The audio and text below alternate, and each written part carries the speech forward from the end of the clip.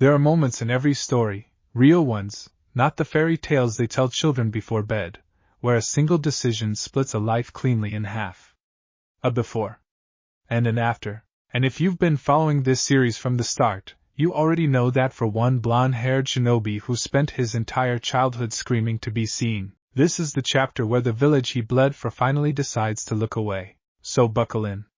Because what you're about to watch isn't just the story of a boy getting punished for something he didn't do. It's the story of the day Konoha made the worst mistake in its history, and didn't even have the decency to realize it until it was far, far too late. Let's begin. The border town of Kisaragi wasn't much to look at. A scattering of wooden houses built too close to a ravine, a market square that smelled perpetually of dried fish and river mud, a shrine older than the village itself where the local children left offerings of folded paper cranes. It was the kind of place that never made it into a history scroll. The kind of place nobody remembered, until the day it nearly stopped existing. The mission had been simple on paper. That's always how it starts, isn't it?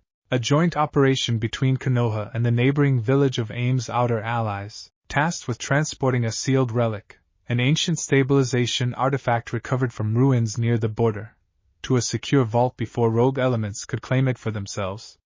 3 Konoha shinobi, 2 Aim liaisons. And at the center of the formation, carrying the containment case strapped across his back like it was just another training weight, was Naruto Uzumaki. He wasn't supposed to be the one holding the seal. That detail matters. Remember it, because it's going to come back around before this chapter ends. The original plan had the artifact carried by Captain Rinji Uehara, a mission specialist from the AIM delegation with 3 separate certifications in seal maintenance.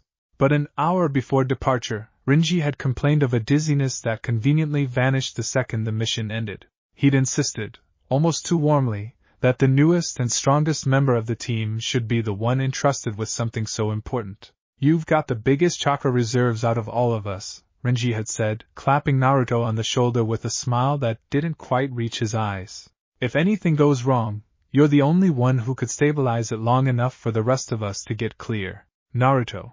Because he was Naruto. Because he'd spent his entire life being told he wasn't trustworthy enough to be handed anything more dangerous than a broom, had felt something warm bloom in his chest at being asked, being trusted, being needed. He said yes without hesitation. If you're new to this channel, that right there is the whole tragedy of this boy in a single sentence. Give him 1 ounce of trust, and he will carry the entire world on his back to keep from disappointing you. The team moved out at dawn, cutting through the tree line toward Kisaragi with the practiced silence of shinobi who'd done this 100 times before. Nothing about the first 6 hours suggested anything was wrong. The birds sang. The wind carried the smell of the coming rain. Somewhere in the back of the formation, Aim's second liaison, a quiet young woman named Fuyuko who barely spoke above a whisper, kept glancing at the sealed case on Naruto's back with an expression nobody bothered to read as anything other than professional caution. Nobody thought to ask why she was so interested in the seal matrix stitched into its lid. They made camp outside Kisaragi as the sun dipped low, planning to complete the final handoff at first light. And it was there, in the dead hush of that last quiet night, that Rinji Uehara slipped out of his tent and knelt beside the sealed case while the rest of the camp slept. The narrator wishes it could tell you exactly what he did. But shinobi like Rinji don't leave evidence for the record.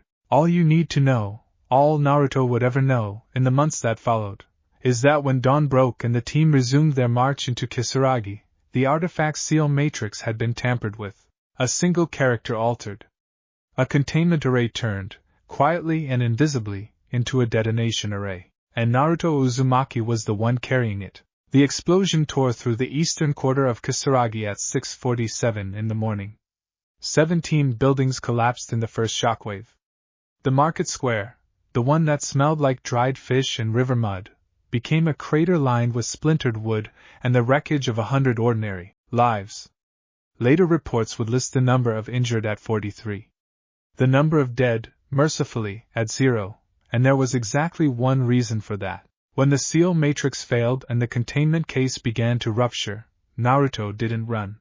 He had less than 2 seconds to make a decision, and he made the only one his heart was capable of making. He wrapped both arms around the destabilizing artifact, poured every ounce of chakra he had into a suppression seal he'd learned half-remembered from Jiraiya years ago, and threw himself toward the ravine at the edge of town, away from the market square, away from the sleeping houses, away from the children who would otherwise have been caught in the blast radius. The detonation that followed was still catastrophic.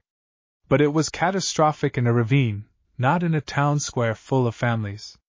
17 buildings instead of the entire eastern quarter. 43 injuries instead of hundreds of deaths. Naruto was found 3 hours later at the bottom of that ravine, half buried in rubble, chakra reserves scraped down to nothing, both arms broken, a concussion that kept him unconscious for 2 full days. He had, by any rational measure, just saved the lives of everyone in Kisaragi. You'd think that would be the end of this story. A hero, bruised and broken, having done exactly what a shinobi is supposed to do. But you've been watching this channel long enough to know that's never how it goes for him. Is it? Word reached Konoha within the day, carried by a panicked messenger hawk and confirmed by Kakashi Hatake himself, who arrived at the scene barely 6 hours after the blast to find his student unconscious in a hospital cot, wrapped in bandages from shoulder to wrist. Kakashi's first instinct, the only instinct that mattered to him, was relief that Naruto was alive. It would be the last uncomplicated feeling anyone in this story had for a very long time, because while Kakashi sat at his student's bedside, back in Konoha the political machinery was already grinding into motion. Reports from the AIM delegation reached the council within hours, reports that, through some combination of confusion, self-preservation, and outright fabrication, painted a picture very different from what had actually happened. Renji Uehara, standing before an emergency council session with his arm in a decorative sling he didn't remotely need, testified that the Konoha shinobi entrusted with the artifact had grown erratic in the final approach to Kisaragi, agitated, unstable, possibly compromised by the residual influence of the entity he carries, a phrase that made 3 of the elders visibly stiffen in their seats. He testified that Naruto had ignored 2 direct warnings about seal degradation. That the detonation had been the result of reckless mishandling, not sabotage. That it was, in Renji's carefully rehearsed words, only by fortune, not skill, that greater loss of life was avoided. Every word of it was a lie stitched around just enough truth to be believable. And in a room full of people who had spent Naruto's entire childhood looking for a reason to be afraid of him, believable was more than enough. If you've watched enough of these what-if reimaginings on this channel, you already understand the terrible arithmetic at play here.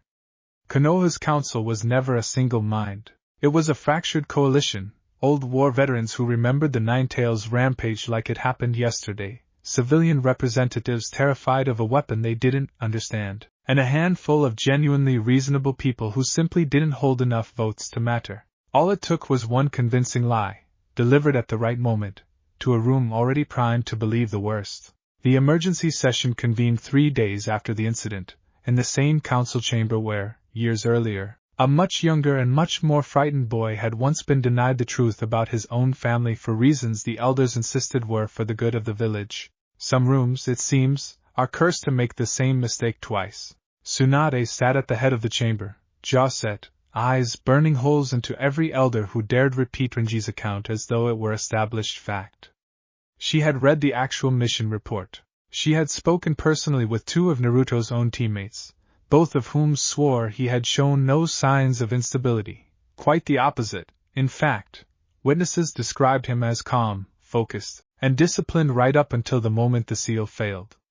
She had a medical report describing catastrophic chakra depletion consistent with someone who had absorbed a detonation meant for an entire town, not someone acting recklessly. None of it mattered as much as it should have. With respect, Hokage-sama, said Elder Hamura, hands folded with the calm patience of a man who had already decided the outcome before the session began. The boy carries a burden none of the rest of us can fully account for. We cannot simply assume good intent every time something goes wrong in his presence. This is the 3rd incident tied to him in 5 years. An incident he wasn't responsible for, Tsunade snapped. Show me one shred of evidence that Naruto sabotaged that seal himself, and I will personally escort him out of this village's gates. Until then, you are convicting a boy for the crime of surviving something that should have killed him. No one is speaking of conviction, said Elder Koharu, though her tone made it painfully clear that was exactly what was being discussed. We are speaking of risk management. Kisaragi could have been Konoha. Next time, it very well might be. Kakashi, standing at Tsunade's side with his one visible eye narrowed in a way that longtime viewers of this series will recognize as barely restrained fury, finally spoke. I trained that boy myself. I've watched him throw himself in front of worse threats than a faulty seal without a second thought for his own life. If you're looking for someone who endangers this village, you're looking in the wrong direction entirely. It should have been enough. It wasn't, because somewhere in that chamber, quiet, patient, watching the proceedings with an expression of practiced neutrality, sat a councilman whose name meant nothing to anyone yet. A man who had, 3 weeks earlier, quietly arranged for Rinji Uehara's testimony to be exactly as damning as it needed to be. A man with his own reasons this series will unravel slowly over the chapters to come, for wanting Naruto Uzumaki gone from Konoha permanently. You'll want to remember his face. He'll matter more than you think. The vote, when it finally came, split along lines that surprised absolutely no one who had been paying attention to Konoha's politics for the last decade. The civilian representatives, still haunted by stories their grandparents told them about the night the Ninetales tore through the village, voted almost unanimously for exile. The elders, citing pattern of risk and public confidence, followed suit. Tsunade voted against it, voice raw with an anger she didn't bother to disguise. Kakashi's vote, though only advisory, was recorded as a furious dissent that would follow him for years. It wasn't enough. The council's ruling passed by a margin that felt, to everyone who cared about Naruto Uzumaki, like a door slamming shut on the other side of the world. Permanent exile from Konohagakure. Immediate confiscation of his forehead protector. A chakra suppression seal to be applied before departure, ensuring he would leave the village a fraction of the shinobi he'd become. No appeal. No review period. Effective within 24 hours. Tsunade would later admit, in a quiet conversation with Shizen that nobody else was meant to hear, that it was the single worst day of her tenure as Hokage. Worse than any battlefield loss. Worse than any funeral she'd ever presided over. Because at least on a battlefield, death comes for reasons you can understand. This was something crueler. This was a village choosing, with its eyes wide open, to discard the very thing that had saved it more times than anyone in that chamber cared to count. Naruto woke up in a hospital bed 2 days after the explosion, arms still wrapped tight against his chest, head pounding with the dull ache of a concussion finally starting to fade. The first face he saw was Sakura's, pale and red-eyed from crying, gripping his hand like she was afraid letting go would make the whole nightmare real. Hey, he rasped, voice cracked from disuse. Why were you crying? I'm fine, see? Still got both arms. He tried to lift one to prove it, and immediately regretted the attempt, wincing. Sakura didn't laugh. That should have told him everything. It took another hour before Kakashi arrived to explain what had happened while Naruto lay unconscious. The testimony, the emergency session, the vote. He delivered it the way he delivered most difficult truths, plainly, without softening the edges, because he respected Naruto too much to lie to him even when the truth was unbearable. Naruto listened to the whole thing without saying a word. Didn't argue.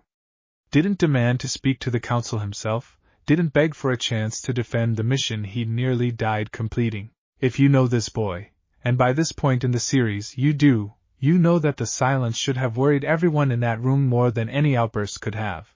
Because Naruto Uzumaki had spent his entire childhood being punished for things he never did. He had spent years earning trust one broken bone at a time, believing, desperately, stubbornly believing, that eventually, if he just proved himself enough, the village would finally stop looking at him like a threat wearing a person's face. And here it was. Proof, delivered in the plainest terms imaginable, that no amount of proving would ever be enough. When do I leave, he said. Not a question. A boy already resigned to an answer he already knew. Kakashi's jaw tightened. Tomorrow morning. Naruto nodded once, and looked out the hospital window at the village he'd spent his whole life trying to save, and said nothing else for a very long time. Word of the council's ruling spread through Konoha faster than any official announcement could have managed, the way village gossip always does, half-truths and whispered speculation racing ahead of the actual facts, reshaping the story into something even uglier by the time it reached the far corners of the village.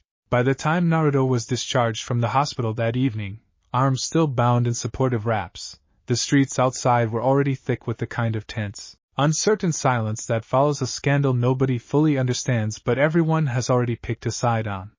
Some villagers watched him pass with open pity. Others, more than he expected, more than he wanted to count, watched with the same wary, narrow-eyed suspicion that had followed him around as a child, the look that said monster before it ever considered the word boy. He kept his eyes forward. He didn't stop to explain himself to anyone. What would have been the point? If you've ever wondered what it looks like when someone's heart quietly breaks in real time, not in some dramatic collapse, but in the small, controlled way a person holds themselves together because falling apart in public feels like handing your enemies exactly what they want, this was it. This was Naruto Uzumaki walking home through the village he saved more times than he could count, past people who 2 days ago would have called him a hero, learning in real time what it feels like to become a stranger in the only home you've ever known. That night, before the seal could be applied and the sentence made irreversible, a handful of people broke curfew to say the goodbyes the council never gave them permission to say. Irika came first, slipping through the back alley behind Naruto's apartment with a wrapped bundle of food pressed against his chest. Grilled fish, rice, a small thermos of warm tea, because that was the only comfort Irika knew how to offer a boy who had never once, in all their years together, needed words as much as he needed to know someone still cared enough to show up. I know it doesn't fix anything, Irika said, pressing the bundle into Naruto's hands. His voice wavered in a way he clearly hated. I couldn't let you leave without. It's fine, Irika-sensei. Naruto's smile was thin, worn at the edges, but real. You always did feed me when nobody else would. Irika didn't trust himself to answer that. He just pulled the boy, because despite everything, despite the exile order and the mission reports and the years that had passed since the academy, Irika would always see him as the boy who used to sit alone at the back of his classroom, into a tight, wordless hug, and held on for longer than either of them could really afford. Tucci and Ayam came next, closing the ramen stand early for the first time in years, pressing a container of miso ramen into his hands still steaming from the pot, insisting he take enough dried noodles and broth packets to last him a month on the road. Ayam cried openly. Tucci didn't, but the way his hands shook while he wrapped the container told its own story. And then, just before midnight, as Naruto packed the last of his few belongings into a worn travel bag, there was a soft knock at his door. Hinata Hyuga stood in the hallway, dressed modestly in a long-sleeved training jacket buttoned to the collar despite the warm summer night, her hands twisted together in front of her the way they always did when she was working up the courage for something that terrified her. I heard, she said quietly, before he could ask. I couldn't, I had to see you before. She stopped, swallowed hard, tried again. This isn't right, Naruto-kun. What they're doing to you isn't right, and I don't care if saying that gets me in trouble. Naruto stared at her for a long moment, something complicated moving behind his eyes, gratitude, and grief, and a bone-deep exhaustion that made him look, for just a second, far older than a boy his age should ever have to look. Thank you, he finally said. For coming. For believing me. I'll always believe you, Hinata said, and there was a fierceness in her quiet voice that surprised them both. No matter where you go. No matter how long it takes. I know who you really are, and no council ruling is ever going to change that. Neither of them knew, in that moment, exactly how long it takes was going to turn out to be. If they had, this might have been a very different kind of goodbye, but they didn't know. Nobody in Konoha did. That's the terrible privilege of hindsight. The rest of us get to watch this story unfold already knowing what's coming, while the people living through it have to say goodbye blind. Dawn came too fast, the way it always does on the mornings you're dreading most. The council had assigned a 4-person escort to see the sentence carried out, not because anyone genuinely believed Naruto would resist, but because tradition demanded the appearance of caution. The same performative fear that had shaped nearly every decision made about him since the day he was born. He stood at the center of the village's main gate as the sun crept over the wall, the weight of his forehead protector already gone from his brow, confiscated the night before, folded away into some archive drawer where it would sit forgotten for years. A crowd had gathered. Word travels fast in a village this size, and half of Konoha had turned out, some out of morbid curiosity, some out of genuine grief, and a small, vocal handful still muttering about danger averted, about the village finally being safe again, words that landed on Naruto like physical blows even though he refused to let his face show it. Tsunade stood near the gate, arms crossed, refusing to meet the eyes of the elders standing smugly nearby. This wasn't her decision. Everyone in that crowd knew it, but as Hokage, she was still the one who had to stand there and watch it happen, because the alternative, refusing to enforce a council ruling, would have thrown the village into a political crisis Naruto himself would never have wanted her to start on his behalf. The seal master stepped forward, a scroll of suppression characters already prepared, and Naruto held out his arm without being asked, without flinching, the way a person does when they've already made peace with the part of this that they can't change. The seal settled onto his skin like a brand. He felt his chakra, the wild, overwhelming, endless well of it that had defined nearly every fight of his life, fold in on itself, compress, shrink down to something small and quiet and unfamiliar.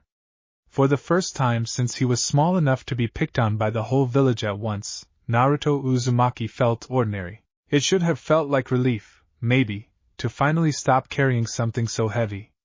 It felt like drowning. Naruto Uzumaki, intoned the council representative overseeing the sentencing, voice flat and rehearsed, by decree of the Konoha Council, you are hereby exiled from the village of Konohagakure, effective immediately. You are forbidden from crossing these gates again under penalty of death. Do you understand the terms of your sentence? The crowd had gone dead silent. Somewhere behind him, he could hear Sakura's ragged breathing, could feel Kakashi's stare boring into the back of his skull like he was trying to hold the whole world together through sheer force of will. Naruto lifted his chin, looked the representative dead in the eye. And when he answered, his voice didn't crack once. Yeah, he said. I understand. 2 words. That was all he gave them. All the years, all the missions, all the times he'd nearly died protecting people who were now watching him walk away in silence. And all he had left to say to the village that raised him was 2 flat, exhausted words. He walked through the gate without looking back. Not because he didn't want to. Every fiber of him wanted to turn around, wanted to memorize every face in that crowd one last time, wanted to run back and demand someone, anyone, admit that this was wrong. But he didn't. Because turning back now, in front of all of them, would have meant breaking in a way he refused to let this village witness. If they wanted a monster, he thought bitterly, they could imagine one. They didn't get to watch him cry. The gates loomed larger with every step, and the crowd's murmur faded behind him into something distant and unreal, like a dream he was slowly waking out of. And then, just as he crossed the threshold, just as the seal's dampened chakra made the whole world feel a size too small, he heard it. A single voice cutting through the crowd, raw and desperate, refusing to stay silent even as guards moved to hold the perimeter. Naruto. He didn't need to turn around to know the voice. He'd know it anywhere, in any lifetime, in any version of this story. Hinata had broken from the crowd, shoving past 2 startled guards, one arm outstretched through the gap in the barrier they'd formed, fingers reaching toward him even though the distance between them had already grown too far to close. Naruto, wait, he stopped. Just for a second. Just long enough to look back one final time, to see her hands still stretched toward him, tears streaming freely down her face, guards finally catching her by the shoulders and pulling her back before she could cross the line that would have made her an exile too. Their eyes met across that impossible distance. One boy standing on the wrong side of a gate that had just erased everything he'd ever fought to belong to. One girl held back by hands that weren't gentle enough, both of them frozen in the same unbearable second. Naruto opened his mouth. Whatever he meant to say, it never made it out, because that was the moment the gates began to close. The gates of Konoha didn't just close behind Naruto Uzumaki. They sealed shut with a heaviness that seemed to swallow the last of the morning light, the great wooden doors groaning on hinges that had opened and closed for him 1,000 times before, for missions, for training exercises, for the simple joy of coming home after a long day. This was the first time in his life those doors had closed with the explicit purpose of keeping him out. He stood there for a long moment after the sound faded, staring at the seam where the 2 halves met, half expecting, hoping, some small stubborn part of him admitted, that they might creak back open, that someone in that chamber might have had a change of heart, that Tsunade might come sprinting after him, robes flying, screaming that the whole thing had been a terrible mistake. Nothing happened. The gates stayed shut. The birds kept singing in the trees overhead, indifferent to the fact that a boy's entire world had just ended a few feet away from where they perched. Hinata's voice still echoed in his ears. "Naruto, wait," and the image of her hand reaching through the gap in the guard's formation was going to stay burned behind his eyelids for a long, long time. He didn't know that yet. He would learn it slowly, on nights when sleep refused to come and the memory replayed itself uninvited, again and again, like a wound that wouldn't scab over. For now, he just turned around. Because that was the only direction left to him. The first few hours of walking passed in a strange, muffled quiet, the kind of silence that settles over a person when their mind hasn't yet caught up to what their body already knows. Naruto's feet carried him down the packed dirt road leading away from the village on pure muscle memory, past the checkpoint markers, past the boundary stones carved with old protective seals, past the tree line where Konoha's silhouette finally vanished behind the hills. It wasn't until the village was completely out of sight, until there was truly nothing left behind him but forest, that the numbness started to crack. He stopped in the middle of the road. Just stopped, in the way a person stops when the weight of something finally catches up to their legs, and stood there with his travel bag hanging loose from one hand, staring at nothing in particular. Then he sat down right there in the dirt, pulled his knees up to his chest, and for the first time since the council's verdict had been read aloud in that cold chamber, Naruto Uzumaki let himself cry. Not the quiet, controlled kind of crying he might have allowed himself in front of Irika or Hinata the night before. This was raw and ugly and full-bodied, the kind of grief that had been building for years under a mountain of forced smiles and stubborn optimism, finally given permission to come out because there was, for the first time in his life, genuinely no one left to perform strength for. He cried for the childhood he'd spent trying to earn a village's approval one broken bone at a time.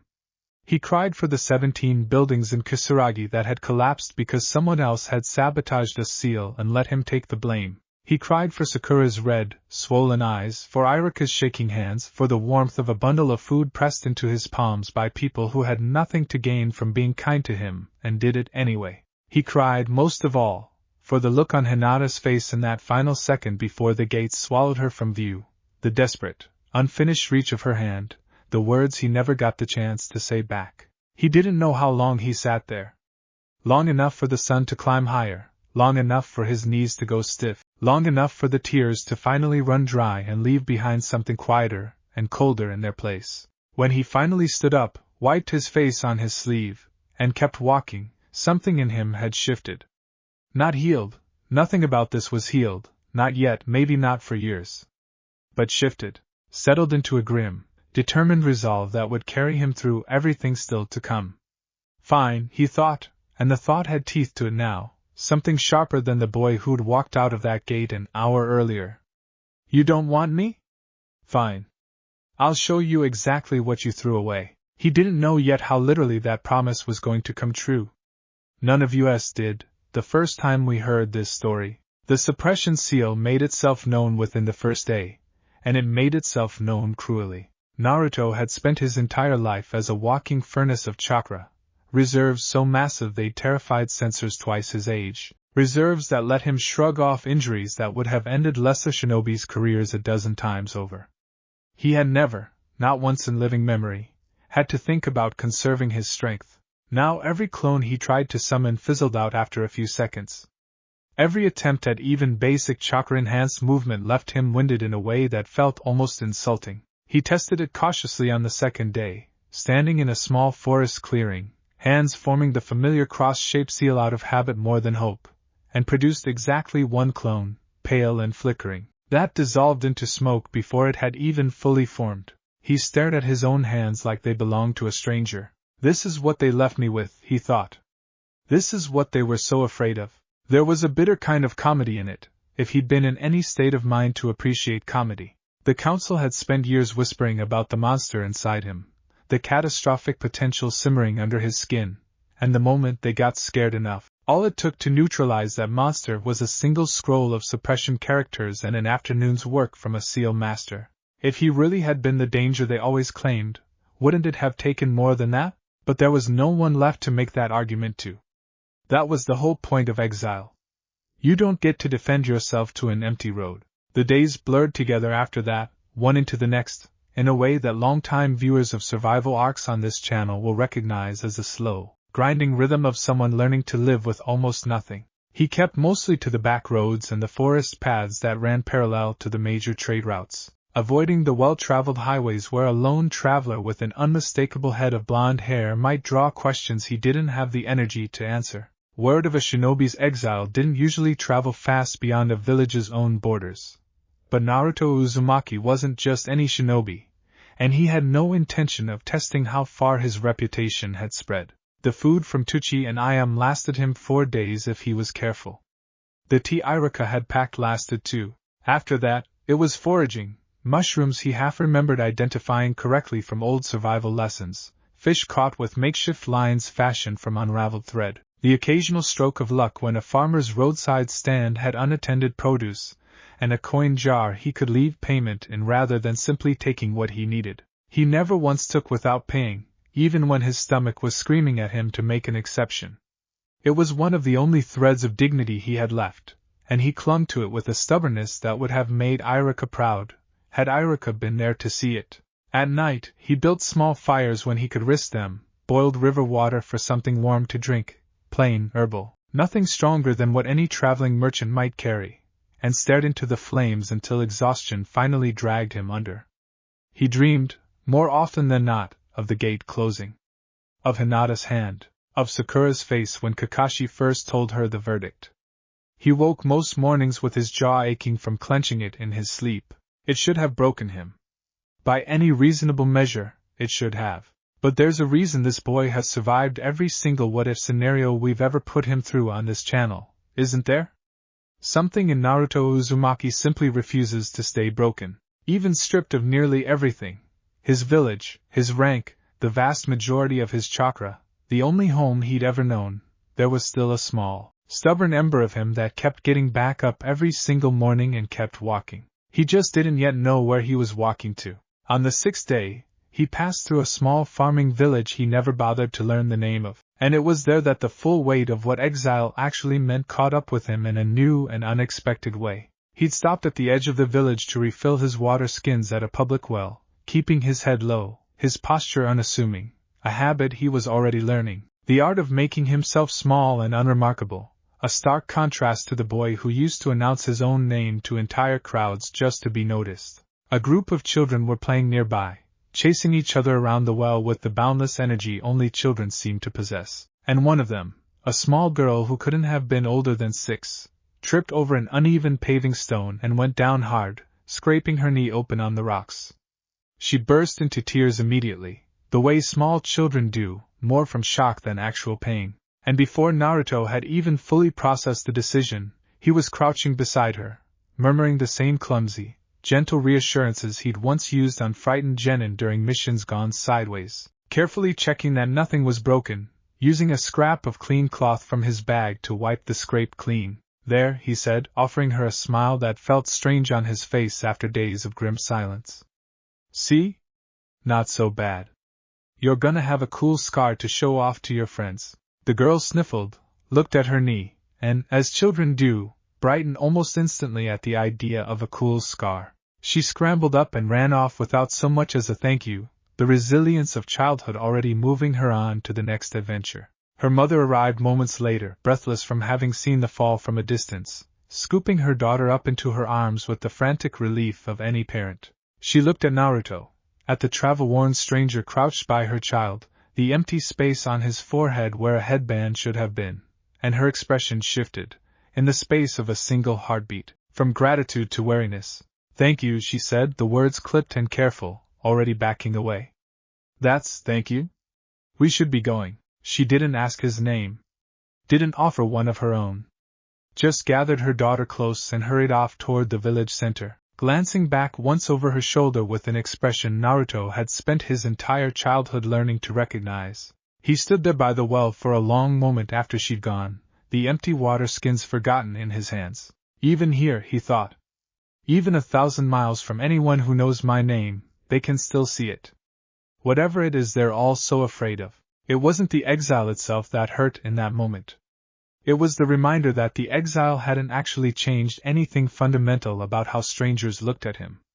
It had simply confirmed, for anyone paying attention, that their fear had been justified all along, because why else would a village banish its own shinobi, if not because he was exactly as dangerous as the whispers always said? He filled his water skins in silence and left the village before nightfall, choosing to sleep in the treeline rather than risk another encounter like that one. It was somewhere around the 12th day. Naruto had lost precise count by then, the days blurring into an indistinguishable rhythm of walking and foraging and restless sleep, that the physical toll of the suppression seal truly began to show. His body, accustomed for years to an essentially bottomless well of chakra fueling faster healing, greater stamina, and a resilience most shinobi could only dream of, was suddenly operating on nothing but ordinary human limits.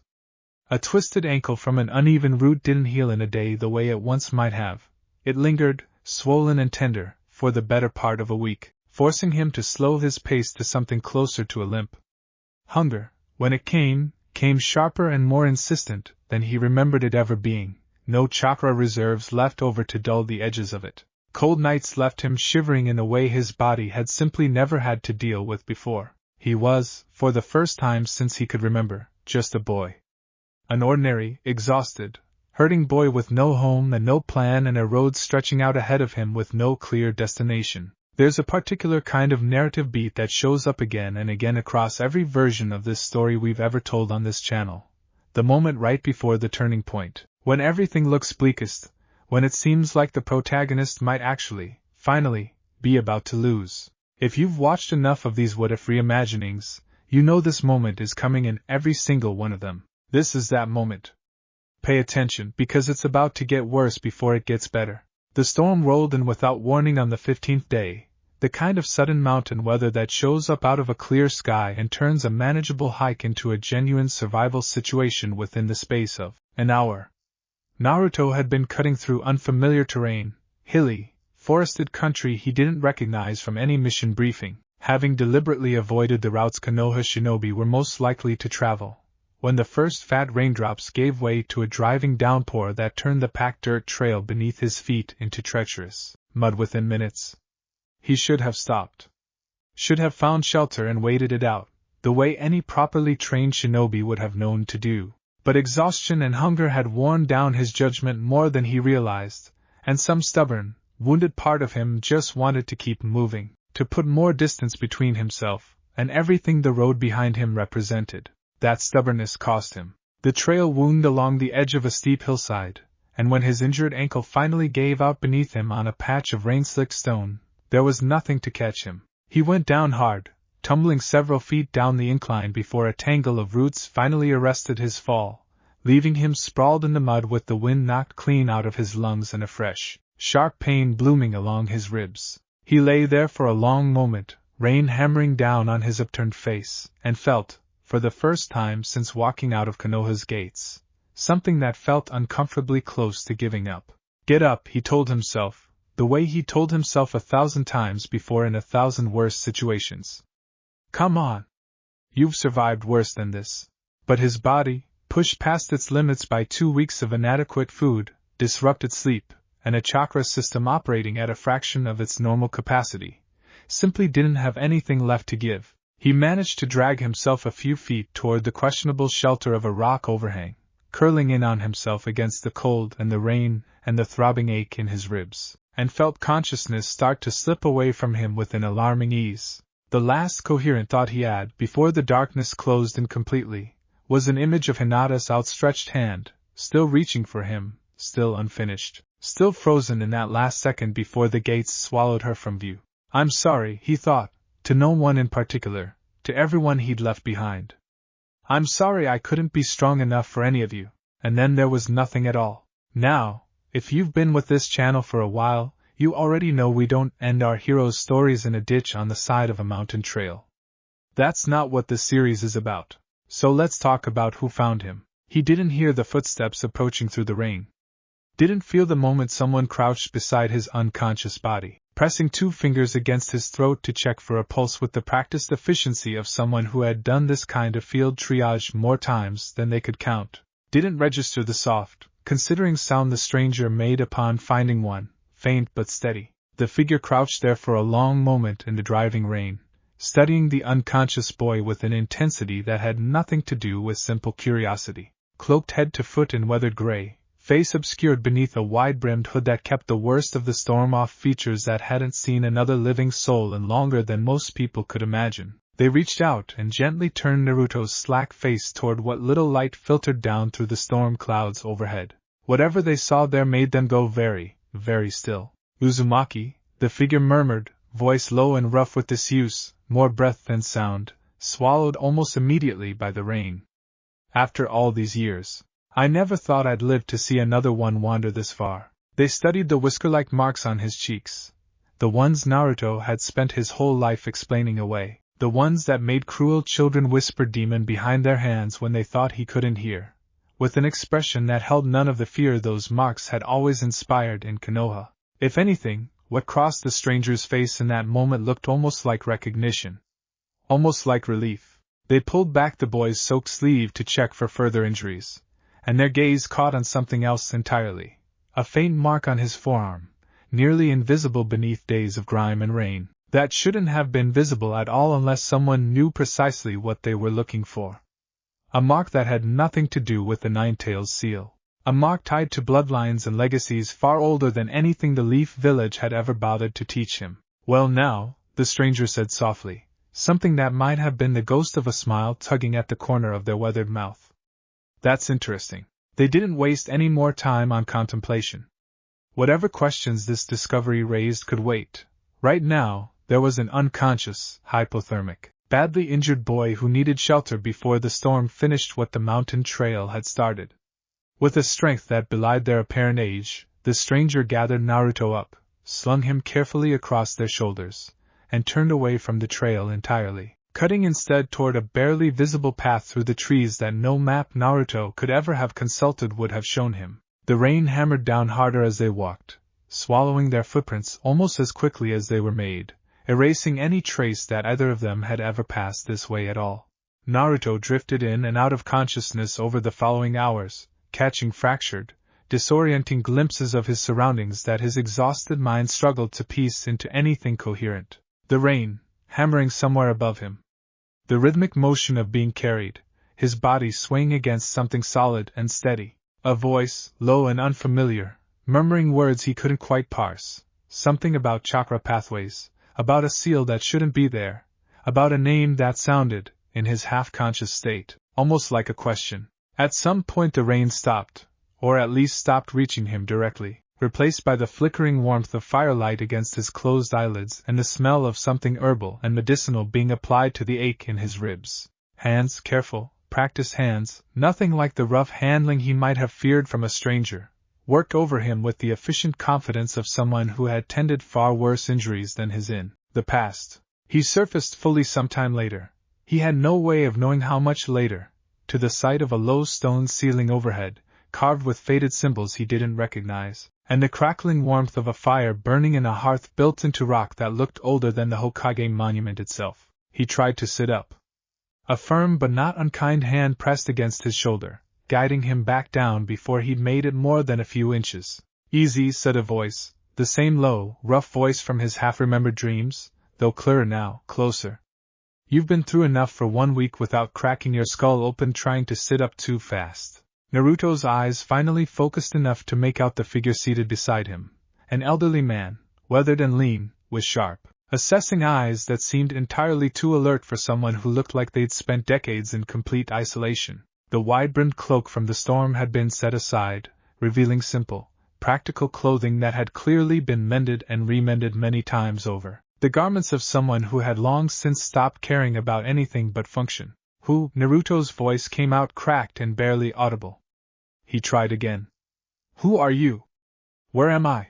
The old man studied him for a long moment before answering, an unreadable expression settling over his weathered features, something that looked, if Naruto had the strength left to interpret it correctly, almost like he was looking at a ghost. You're somewhere no map will ever show you, boy, the old man said finally. As for who I am, he paused, and something that might have been the first genuine warmth Naruto had encountered in over 2 weeks crept into his voice. Let's just say I've been waiting a very long time for someone like you to wander far enough from home to find this place. Longer than you'd believe, if I told you the truth of it. Naruto blinked at him, too exhausted and disoriented to fully process what he was hearing. That doesn't answer either question. A dry, rasping chuckle escaped the old man, the sound of someone who hadn't had much cause to laugh in a very long time. No, he agreed. I suppose it doesn't. Rest first. Questions later, and believe me, boy, once you're strong enough to hear the answers, you're going to have a great many of them. He rose, moving toward the hearth to check on something simmering in a clay pot, the rich, warming smell of herbal broth beginning to fill the small stone chamber, and left Naruto alone with his spinning, half-formed thoughts and the overwhelming, bone-deep exhaustion finally pulling him back under. But before sleep claimed him fully, one last thought surfaced, clear and insistent despite the fog clouding everything else. Waiting for someone like me. What did that mean? Who was this man?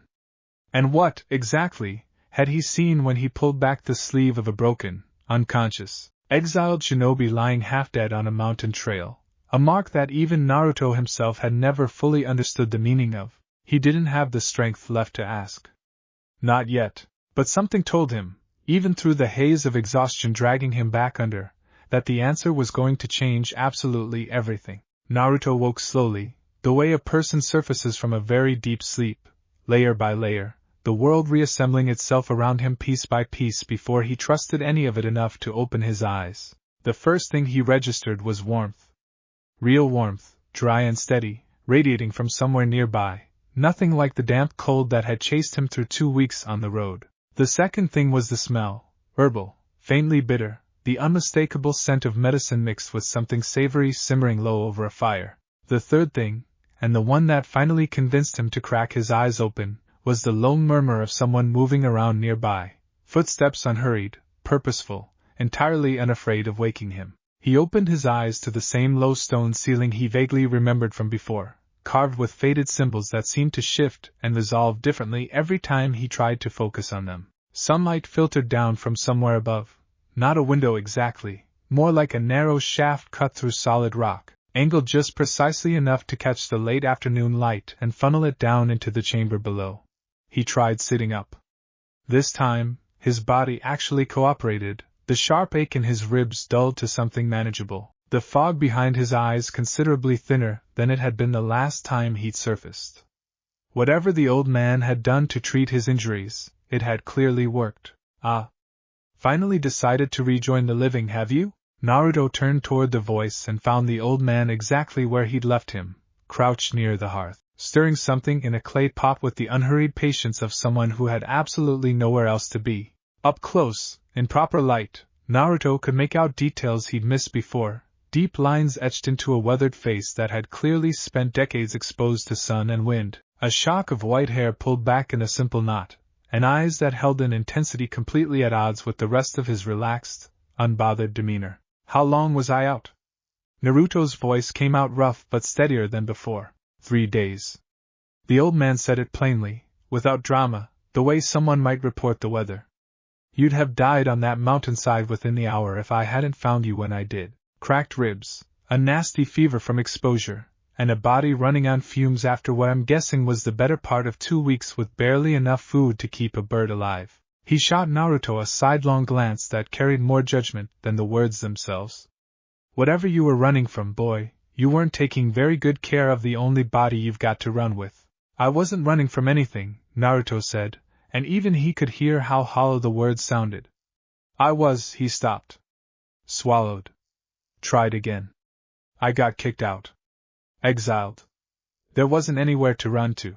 Something shifted behind the old man's sharp eyes, not surprise, exactly. More like confirmation of a suspicion he'd already been quietly nursing. He set down the ladle he'd been stirring with and turned to face Naruto fully for the first time since he'd woken. Exiled, he repeated slowly. From Konoha, I'm guessing, given that headband-shaped indent I found pressed into your forehead when I first pulled you out of the mud. Recently, too, from the state you were in. He studied Naruto with an unreadable expression. That would explain the seal, then. Naruto's whole body went rigid. You know about the seal? Boy, I've spent more years than you've been alive studying seals of every conceivable kind. Yours is crude, cruel, and effective. A suppression array designed to choke a chakra system down to a fraction of its natural capacity. Whoever applied it to you knew exactly what they were doing. He paused, something almost gentle creeping into his voice despite the bluntness of everything that had come before it. What I'm more curious about, Uzumaki, is why a village would go to such trouble to cripple someone who, if the mark on your arm means what I think it means, could have been one of the greatest assets they ever had. Naruto stared at him. The chamber suddenly felt very quiet, the only sound the soft crackle of the fire, and the distant drip of water somewhere deeper in whatever cave or ruin they were sheltering in. How do you know my name? He finally asked. I never told you. I don't even know your name. The old man's mouth curved into something that was almost, but not quite, a smile. You didn't need to tell me. Your face did the talking for you. He reached out, and before Naruto could pull away, gently caught his forearm, turning it over to reveal the same faint mark he noticed back on the mountainside. Barely visible now that the grime and mud had been cleaned away, a spiral pattern so subtle it looked, to an untrained eye, like nothing more than an unusual birthmark. This mark, and those whisker scars on your cheeks that I'm guessing have followed you your whole life, and hair that particular shade of gold, there's only one bloodline in this world that carries all three. And that bloodline hasn't had a living heir wandering free in the world for longer than most people would believe. The Uzumaki, Naruto said quietly. It wasn't a question. The Uzumaki, the old man confirmed. Whirlpool blood, boy. The clan that built Fuinjutsu into an art form so refined that even the greatest villages of this world used to fear provoking them outright. A clan whose home village was wiped from the map generations ago by nations too frightened of what they might become if left unchecked. His eyes narrowed slightly, studying Naruto's reaction with obvious interest. You didn't know any of that, did you? I knew some of it, Naruto admitted, thinking of scattered fragments Jiraiya had shared over the years, half-finished stories about Uzumaki, about his mother's clan, about a legacy he'd never had the chance to properly understand because there had never been anyone left alive to teach it to him. Not like this. Not what this mark actually means. No, the old man said, releasing his arm. I don't imagine you would. Whoever's been keeping your heritage from you clearly had their reasons for keeping you in the dark. He turned back toward the fire, ladling a portion of the simmering broth into a wooden bowl. Eat something first. This is a conversation better had on a full stomach, and you look like you haven't had a proper meal in longer than I care to guess. Naruto accepted the bowl gratefully, the rich, savory smell of chicken and root vegetables making his stomach growl embarrassingly loud the moment it reached him. He ate in silence for several minutes, the old man watching him with quiet, patient interest, occasionally topping off a cup of warm herbal tea that sat steaming beside him. Nothing stronger, nothing that dulled the mind, just the simple, grounding comfort of something warm going down after weeks of scraping by on foraged scraps. Better? The old man asked, once Naruto had finally slowed down enough to breathe between bites. Yeah, Naruto admitted. Thank you? For all of this. You didn't have to help me. No, the old man agreed easily. I didn't. But I've spent the better part of 3 decades alone in this place, boy, waiting for exactly the kind of chance encounter I stumbled into on that mountainside. You'll forgive me if I don't consider it much of a sacrifice. That got Naruto's attention properly for the first time since waking. He set the bowl down, some of the exhausted fog finally clearing from his thoughts enough to ask the question that had been sitting at the back of his mind since he first heard those words back on the mountain. You said something before? When you found me. That you'd been waiting a long time for someone like me. What did you mean by that? The old man was quiet for a long moment, staring into the fire with an expression that seemed to carry the weight of decades behind it. When he finally spoke, his voice had lost some of its earlier brisk practicality, settling into something slower, heavier, more deliberate. My name is Kenru, he said finally. Once, a very long time ago, I served a clan you've likely never heard of, a lineage that predates most of the great shinobi villages currently standing, one that specialized in a discipline of combat and sealcraft that fell out of practice generations before your grandparents were born. We called ourselves keepers of the Kessen style, though the name means little without the history behind it, and that history is a long one. He glanced sideways at Naruto. Suffice to say, our clan valued discretion above nearly everything else. We never built a village. Never sought recognition from the great nations. We simply trained, generation after generation, in techniques designed to make a single warrior worth an entire battalion. And we waited, quietly, for a time when the world might need exactly that kind of warrior again. What happened to them? Naruto asked. Your clan? Something flickered across Kenra's weathered face, old grief, carefully contained behind decades of practice at containing it. Time happened, mostly. Attrition. The world moved on toward larger villages, larger armies, and a discipline built around individual mastery rather than sheer numbers slowly became unfashionable, shall we say. The last of my students died nearly 20 years ago now. I've been alone here ever since, tending a sanctuary and a body of knowledge that I genuinely believed would die with me. He met Naruto's eyes directly. Until 3 days ago, when I found an Uzumaki bleeding out on a mountain trail, carrying a suppression seal cruel enough to have been designed by someone who genuinely feared what he might become. Naruto swallowed hard. So what does that mean? For me? Kenra studied him for a long, weighing moment, the kind of look that seemed to measure something far deeper than the exhausted, hollow-eyed boy sitting across the fire from him. It means, Uzumaki, he said slowly, that you have a choice to make. You can rest here a few more days until you're strong enough to walk, and then continue on wherever it is you were planning to go before that storm nearly killed you. Wander the world as an ordinary, suppressed shinobi with a fraction of the strength you were born with, scraping by however you can. He paused deliberately. Or you can stay. Let an old man with nothing left to lose teach you everything he knows before that knowledge dies with him, including, if I'm not mistaken about that mark on your arm, techniques tied specifically to your own bloodline that no living Uzumaki has practiced in generations. It would not be easy. It would, in fact, likely be the hardest thing you have ever done in your life, seal or no seal. But I suspect, given the fire I've seen in your eyes since you woke up angry rather than defeated, that easy was never really what you were looking for anyway. Naruto sat with that for a long time, staring into the fire, turning the offer over in his mind from every angle he could manage. 2 weeks ago, he'd been a Konoha shinobi with a clear place in the world, however precarious that place had sometimes felt. A team. A village. A future, even if that future had always come with an asterisk attached.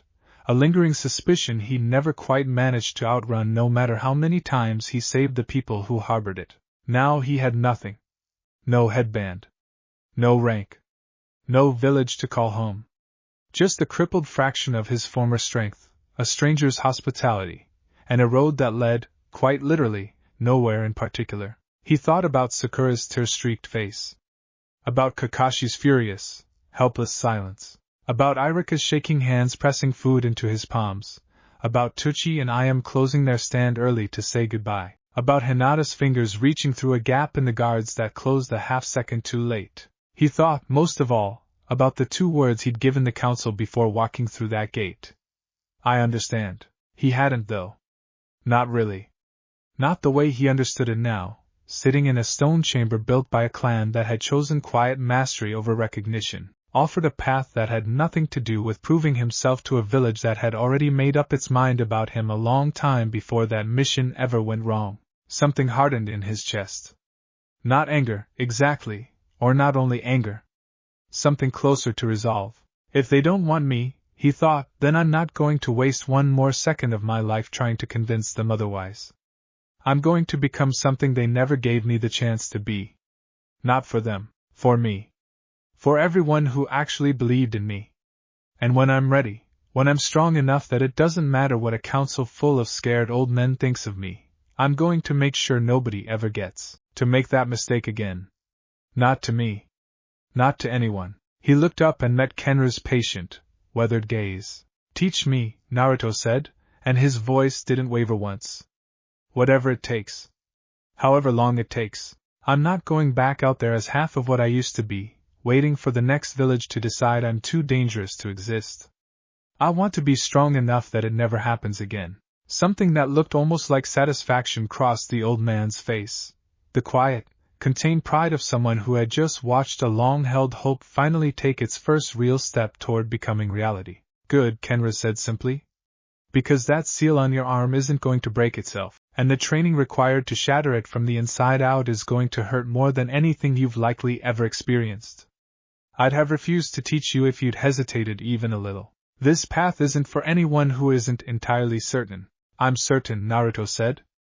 And for the first time since the gates of Konoha closed behind him, he actually believed it. Over the following days, as Naruto's body finished recovering from the worst of his injuries, Kenra began the slow process of explaining exactly what this sanctuary was and what it would mean to train here.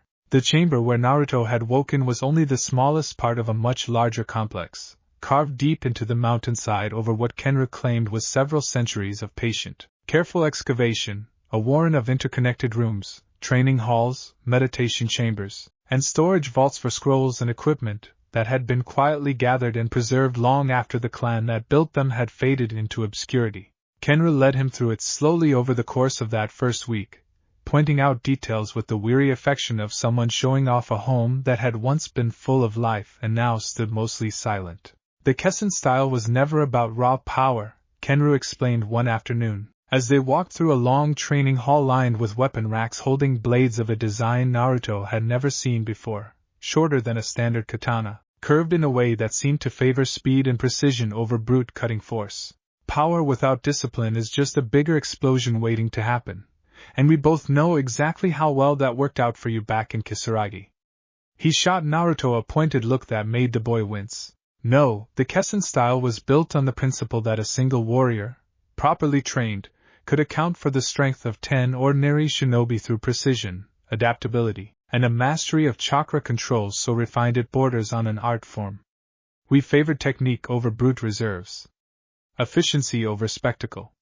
That's kind of the opposite of everything I've ever been good at, Naruto admitted. Precisely why it's exactly what you need, Kenra said, not unkindly. You've spent your entire life relying on overwhelming chakra reserves to bulldoze through problems other shinobi would have to think their way around. That seal on your arm has taken that crutch away from you, at least for now. And frankly, boy, I suspect it's the single best thing that's ever happened to your actual growth as a fighter, however much it might not feel that way at the moment. Naruto opened his mouth to argue, then closed it again, because, infuriatingly, he couldn't quite find the words to disagree. The training that followed over the coming weeks was unlike anything Naruto had ever experienced, even accounting for Jiraiya's brutal 3-year training trip or Kakashi's merciless bell test all those years ago. Kenru started with fundamentals so basic they felt almost insulting at first, hours spent simply learning to stand correctly, to breathe correctly, to move a single limb with total, deliberate control before ever being permitted to throw a proper strike. Naruto's frustration boiled over more than once in those early days, his old instincts screaming at him to just move, to throw himself at the problem the way he always had, brute force and stubbornness carrying him through where finesse had never quite managed to. Kenru was patient with that frustration, but immovable in his standards. Every technique you're about to learn depends entirely on the foundation you're building right now, he said, watching Naruto stumble through a basic stance for what felt like the 100th time. Rush the foundation, and everything built on top of it collapses the first time real pressure is applied. I don't care how many times you've talked your way through a fight on raw stubbornness before, boy, that approach ends here. Slowly, painfully, something started to shift. Naruto's body, already conditioned by years of shinobi training, however unorthodox, began adapting to the new discipline being asked of it. Movements that had felt clumsy and foreign in the first week started, by the third, to carry a fluidity he never quite possessed before. He began to understand, in a way lectures alone could never have taught him, the difference between raw power and controlled power, the difference between throwing chakra at a problem until it broke and shaping chakra with enough precision that it simply couldn't fail to work. The suppression seal remained a constant, grinding obstacle throughout all of it. Techniques that should have come easily even at his current reduced capacity often fizzled or failed outright, chakra slipping through his control at the worst possible moments, exhaustion setting in far faster than it ever had before the seal was applied. More than once, Naruto collapsed mid-training, body simply refusing to draw on reserves that had been artificially, cruelly capped. Kenru, for his part, never once let him quit. Get up, he'd say, standing over Naruto's exhausted, sprawled form with an expression that held no pity and somehow, all the more encouragement for its absence. The seal doesn't care how tired you are. Neither does the next enemy who decides you're an easy target. Get up. And every single time, however long it took, sometimes minutes, sometimes what felt like hours, Naruto got up. It was during the 4th week of training that Kenru first mentioned, almost offhandedly, that the suppression seal wasn't necessarily a permanent fixture. They were seated in the meditation chamber at the time, a small, circular room carved with concentric rings of ancient seal work that Kenru used, he explained, to help students achieve a level of chakra sensitivity that ordinary meditation alone couldn't provide. Naruto sat cross-legged on the stone floor, sweat-soaked from an exhausting afternoon of physical drills, listening as the old man explained the day's lesson on chakra pathway theory. You understand, of course, that the seal Konoha placed on you isn't truly unbreakable, Kenru said, almost as an aside, watching for Naruto's reaction with the careful attention of someone testing whether a piece of information had properly landed. Naruto's head snapped up. What? You never said that before? I didn't think you were ready to hear it before, Kenru said simply. A suppression seal of that design works by constricting the natural pathways through which your chakra flows. Imagine a river forced through a channel far narrower than it was ever meant to travel through. It restricts flow, but it cannot fundamentally alter the size or power of the source itself. The chakra is all still there, Uzumaki. Every bit of it. It's simply being denied its natural avenues of expression. So how do I break it? Naruto asked, leaning forward, something fierce and hopeful lighting up behind his exhausted eyes for the first time in days. Kenru held up a cautioning hand. Not through force alone, if that's what you're imagining. A seal of this design is specifically engineered to resist exactly that kind of brute force assault. The harder you push against it directly, the more violently it resists. And I promise you that particular failure mode ends very badly for the person wearing the seal. He paused meaningfully. No. Breaking a seal like this requires patience. Precision. A gradual widening of the pathways it's constricting, achieved through techniques specifically designed for exactly that purpose. Techniques that, as it happens, exist within the very discipline I've been teaching you these past several weeks. Naruto's breath caught. You're saying the Kessen style can break it? I'm saying, Kenru said, with the faint, knowing smile of a teacher who had been building toward precisely this moment for weeks, that everything I've been teaching you since that first week, the fundamentals, the chakra control, the deliberate, patient mastery of your own body that I know has been driving you half mad with impatience, has all been laying the groundwork for exactly that outcome. You cannot force the seal open, Uzumaki, but you can, with enough discipline and enough time, coax it open from the inside. And when it finally breaks, his smile widened slightly. I suspect, given what I've already seen of your natural reserves even suppressed as they currently are, that you are going to become something this world has not seen in a very long time. Naruto sat with that for a long moment, something powerful and determined settling over his features. Then let's stop wasting time talking about it, he said. Show me how. Kenru's smile widened into something that, for the first time since Naruto had met him, looked genuinely, unguardedly pleased. That, he said, rising to his feet, is exactly what I was hoping you'd say. That night, after the day's training had finally concluded and Naruto lay exhausted on the simple sleeping mat Kenru had provided him, he found himself staring up at the carved stone ceiling of his small chamber, turning the day's revelations over in his mind. A path forward. A real one, not just wandering aimlessly through a world that saw a demon before it saw a boy. A way to break the chains Konoha had shackled him with, not through raw defiance, but through the kind of patient, disciplined mastery he never quite had the chance to properly cultivate back home, always too busy proving himself through sheer stubborn force to slow down and actually refine his craft. He thought about the council chamber. About the 2 words he'd given them before walking out. I understand. He thought about how different those words would sound, someday, coming out of his mouth in a very different context. He rolled onto his side, pulled the thin blanket up over his shoulders, and let himself drift toward sleep with something he hadn't felt in weeks creeping quietly back into his chest. Hope. The morning after Kenru revealed the truth about the suppression seal, Naruto woke before dawn, already dressed and standing in the training hall by the time the old man shuffled in with a cup of steaming herbal tea in hand, looking faintly amused at his new student's eagerness. Eager, Kenru observed, settling onto a low stone bench at the edge of the hall.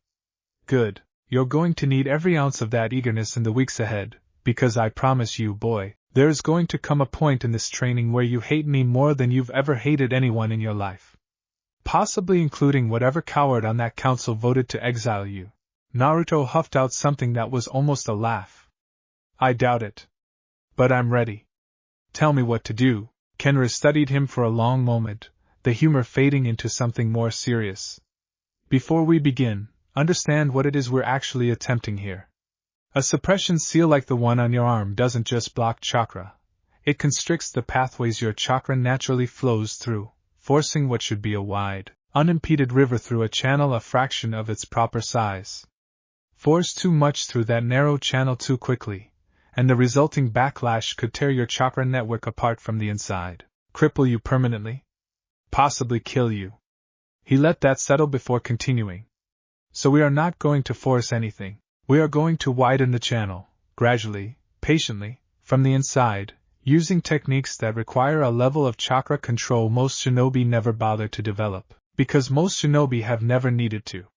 You, unfortunately for your patience and fortunately for your long-term survival, do not have that luxury. So what's the actual plan? Naruto asked. 3 stages, Kenra said, holding up a weathered hand and counting them off on his fingers. First, absolute mastery of your own body, so that every ounce of chakra you're still permitted access to is used with perfect efficiency, and none of it wasted on clumsy technique. Second, a deep, meditative understanding of your own chakra pathways, precise enough that you can consciously direct pressure against the seal's constriction points without triggering a catastrophic backlash. And third, his eyes glinted with something that might have been anticipation, the Kessen clan's own inherited techniques, several of which were specifically designed, centuries ago, to help students recover from exactly this kind of forced suppression. We had our share of political enemies in our day, boy. This isn't the first suppression seal the sanctuary has ever seen broken. Naruto's chest tightened at that. The idea that people, generations ago, had walked this exact same path, had fought through this exact same darkness, and come out the other side. It made the impossible feel, for the first time, like it might actually be possible. Then let's start, he said. Whatever stage 1 looks like. Kenru rose from the bench, setting his tea aside.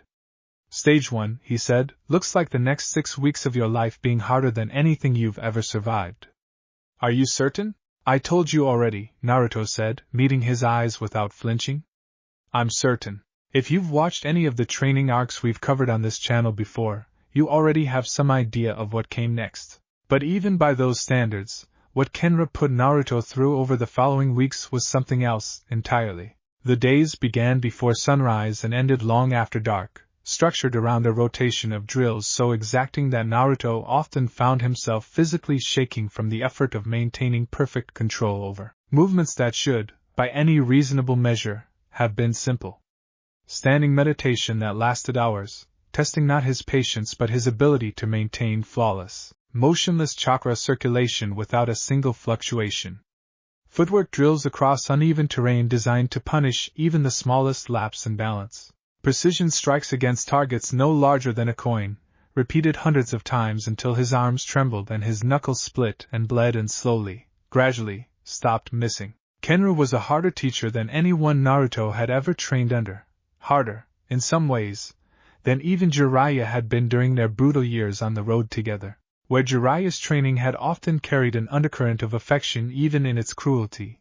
Kenru's demanded a kind of discipline that offered no such comfort. He corrected every mistake immediately, without exception, without softening the criticism to spare Naruto's feelings. Again, became the word Naruto heard more than any other during those first weeks. Again.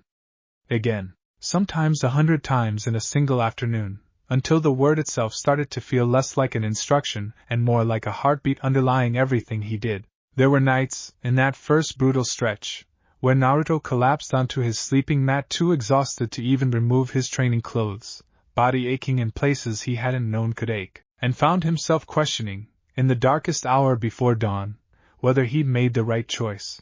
Whether it might have been easier, in the end, to simply wander the world as a diminished shadow of who he used to be, rather than fight this hard for a strength that felt, some nights, impossibly far away. But morning always came. And every single morning, Naruto got up, splashed cold water on his face from the chamber's stone basin, and went back to the training hall, because the alternative, giving up, proving the council right about him in some twisted, self-fulfilling way, was simply not a door he was willing to walk through. Slowly, almost imperceptibly at first, things began to change. By the end of the second week, the standing meditation that had once left him shaking with the effort of maintaining stillness had become something closer to natural. By the end of the third, his footwork across the uneven training terrain had grown sure enough that Kenra stopped correcting him mid-drill, instead simply nodding once and moving on to the next exercise. By the fourth week, the precision strikes that had once left his knuckles bloodied and his aim wildly inconsistent had sharpened into something approaching genuine mastery. Coin-sized targets struck dead center, again and again, with a consistency that even Naruto found himself quietly proud of. Kenra noticed too, though he was sparing with his praise, doling it out in small, precise doses that somehow meant more for their rarity. Better, he said, watching Naruto complete a full sequence of strikes without a single missed target for the first time. You're finally starting to understand the difference between throwing your body at a problem and actually commanding it. Took long enough, Naruto muttered, wiping sweat from his brow. It took exactly as long as it needed to, Kenra corrected. Anyone who tells you mastery can be rushed is trying to sell you something. Now again, Naruto groaned, but there was no real complaint behind it anymore. Somewhere in those 4 weeks, without quite realizing when it happened, the grueling repetition had stopped feeling like punishment and started feeling like something closer to purpose. It was during the 5th week that Kenra finally introduced the second stage of the training, the deep, meditative chakra work that would eventually let Naruto begin consciously pressing against the constriction points of his suppression seal. This proved, in its own way, even harder than the physical drills that had come before it. Sit, Kenra instructed, guiding Naruto into the circular meditation chamber with its concentric rings of ancient seal work etched into the stone floor. Close your eyes, and this time, I don't want you reaching outward the way you're used to when you draw on your chakra for a jutsu. I want you to reach inward. Find the pathways. Feel where the seal is constricting them. Naruto settled into position, closed his eyes, and tried. For the first several sessions, he found nothing but frustrating, formless darkness, his awareness of his own chakra system dulled by years of relying on instinct rather than genuine introspection, further muddied by the suppression seal's unnatural interference. I can't feel anything, he admitted, after the better part of an hour spent in silent, fruitless concentration. It's all fog. I don't know what I'm even supposed to be looking for. Patience, Kenra said, not unkindly. You've spent your entire life as a shinobi treating your chakra like an inexhaustible weapon to be thrown at problems rather than a living current to be understood. Unlearning that habit takes time. More time, frankly, than most of my old students required, though in fairness to you, most of my old students weren't operating under an active suppression seal actively working against every attempt at introspection. Naruto tried again. And again. Session after session, day after day, sitting in that circular chamber with his eyes closed, reaching inward into a darkness that refused, stubbornly, to resolve into anything coherent. The breakthrough, when it finally came in the middle of the 6th week, arrived almost by accident. Naruto had been sitting in meditation for nearly 3 hours, well past the point of frustration into something closer to exhausted resignation, half convinced he was simply incapable of the kind of introspective awareness Kenra kept insisting was possible. And in that exhausted, resigned state, mind finally quiet enough to stop actively grasping for something it couldn't find, he felt it, a faint pressure. A constriction, somewhere deep in the flow of his own chakra, like a river forced through a gap far too narrow for its natural width. He nearly gasped aloud at the sudden clarity of it, the sensation so distinct once he finally recognized it that he couldn't understand how he'd missed it before. There, he breathed, eyes still closed, hardly daring to move for fear of losing the thread of awareness he'd finally caught hold of. I can feel it. I can actually feel it. He opened his eyes to find Kenra watching him with quiet satisfaction. There it is, the old man said softly. Welcome to Stage 2, Uzumaki. The real work starts now. If you've been following this channel for a while, you know that every training arc worth telling needs at least one quiet, human moment buried in the middle of all the grueling montage. A reminder that whatever transformation is happening on the surface, the person underneath it hasn't lost the thing that made them worth rooting for in the first place. This chapter's moment came in the 7th week.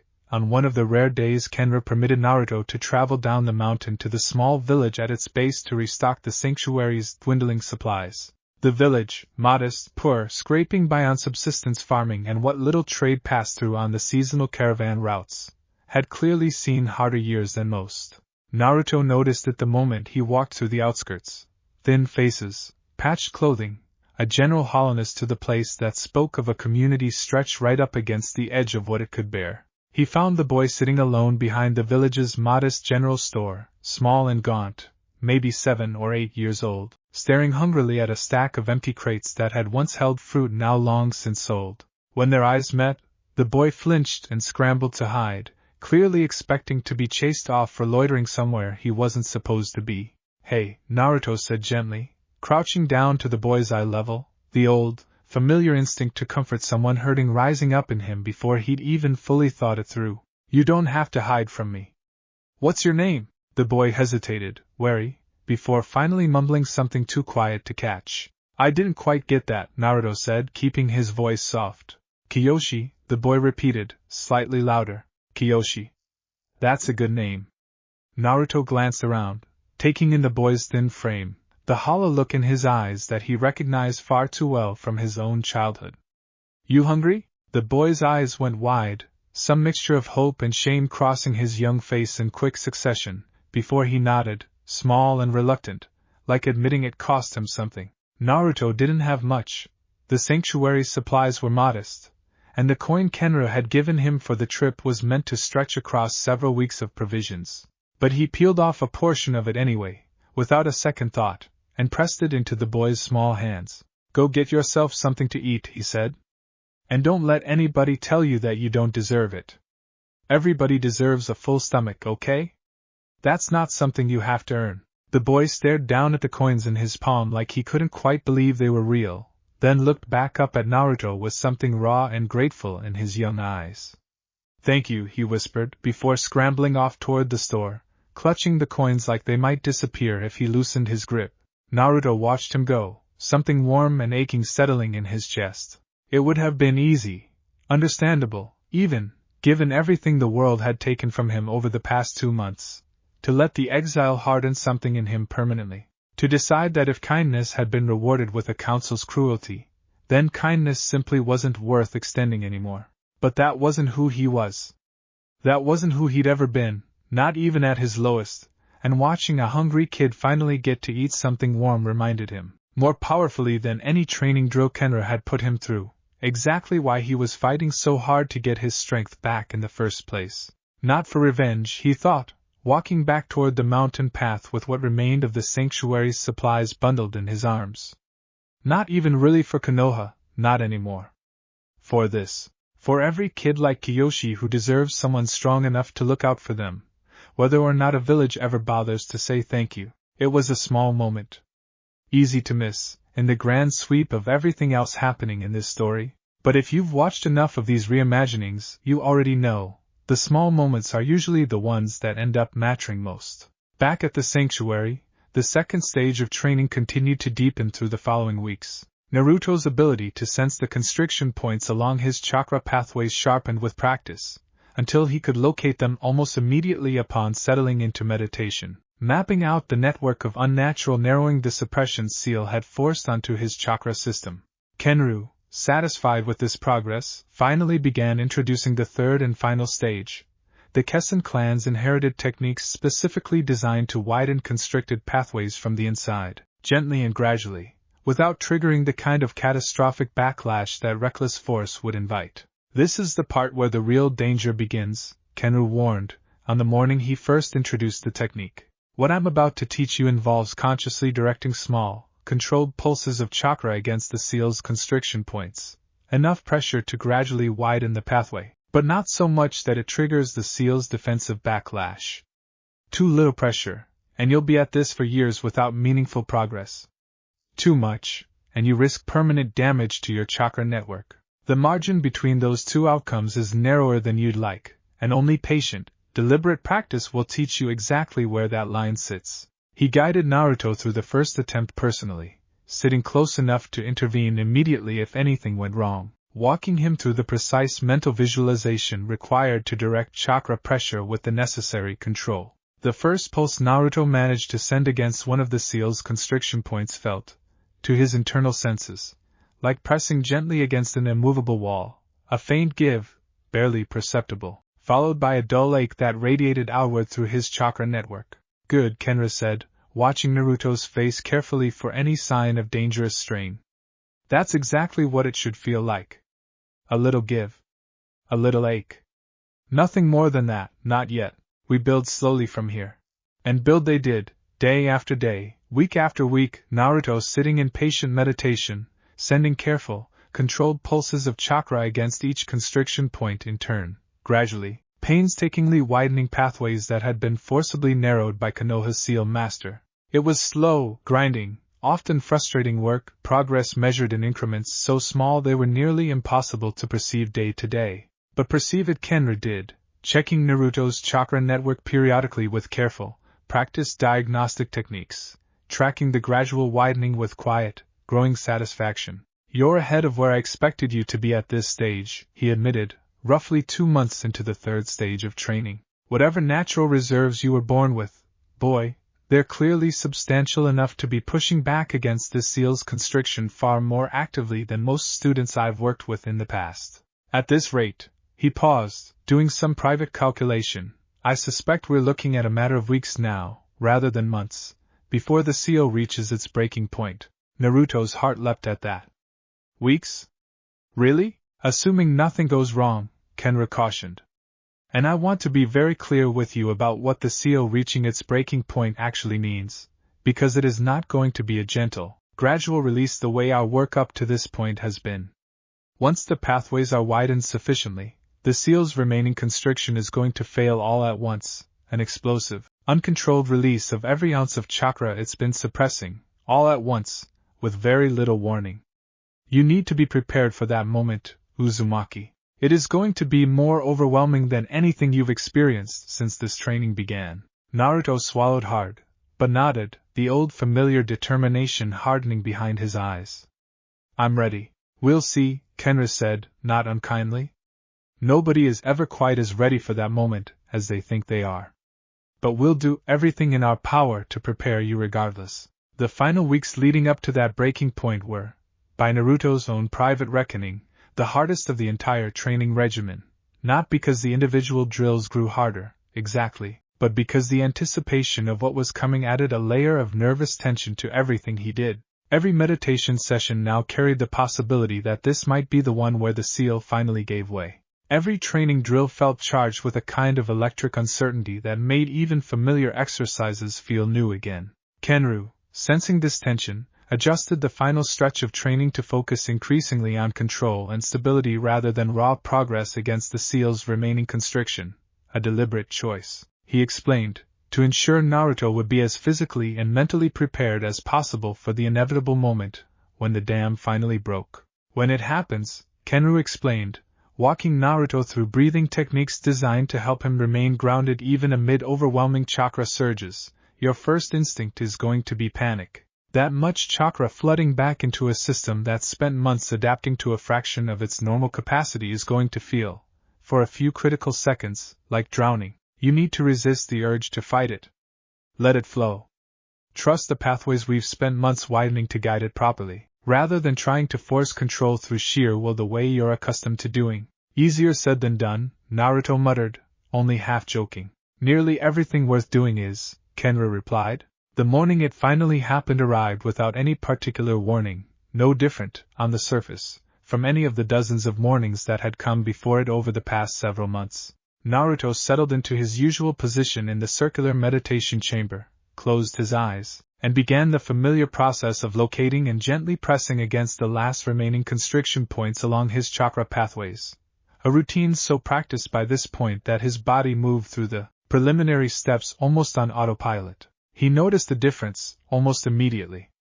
Where the constriction points had, for months, offered that familiar faint give in response to careful pressure, today they felt different, thinner somehow, stretched close to some invisible breaking point that hadn't been there even the day before. He hesitated, some instinct warning him that something significant was about to happen, and opened his eyes to find Kenru watching him with unusual intensity from across the chamber. "You feel it," the old man said. It wasn't a question. "Yeah," Naruto breathed.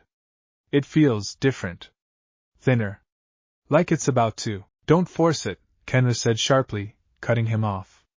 "Whatever you do, don't try to push it over that edge yourself.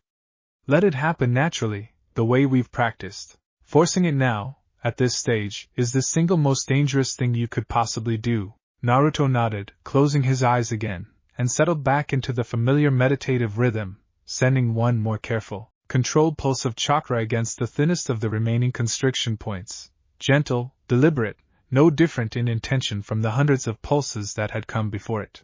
This one didn't stop at a faint give. The constriction point, stretched thin by months of patient, gradual pressure, simply gave way entirely, and the effect cascaded outward through his entire chakra network with a speed that left absolutely no time to brace for what followed. One by one, in rapid succession, every remaining constriction point along his pathways shattered under the sudden redistribution of pressure, the suppression seal's careful architecture collapsing all at once like a dam finally overwhelmed by a flood it could no longer hold back.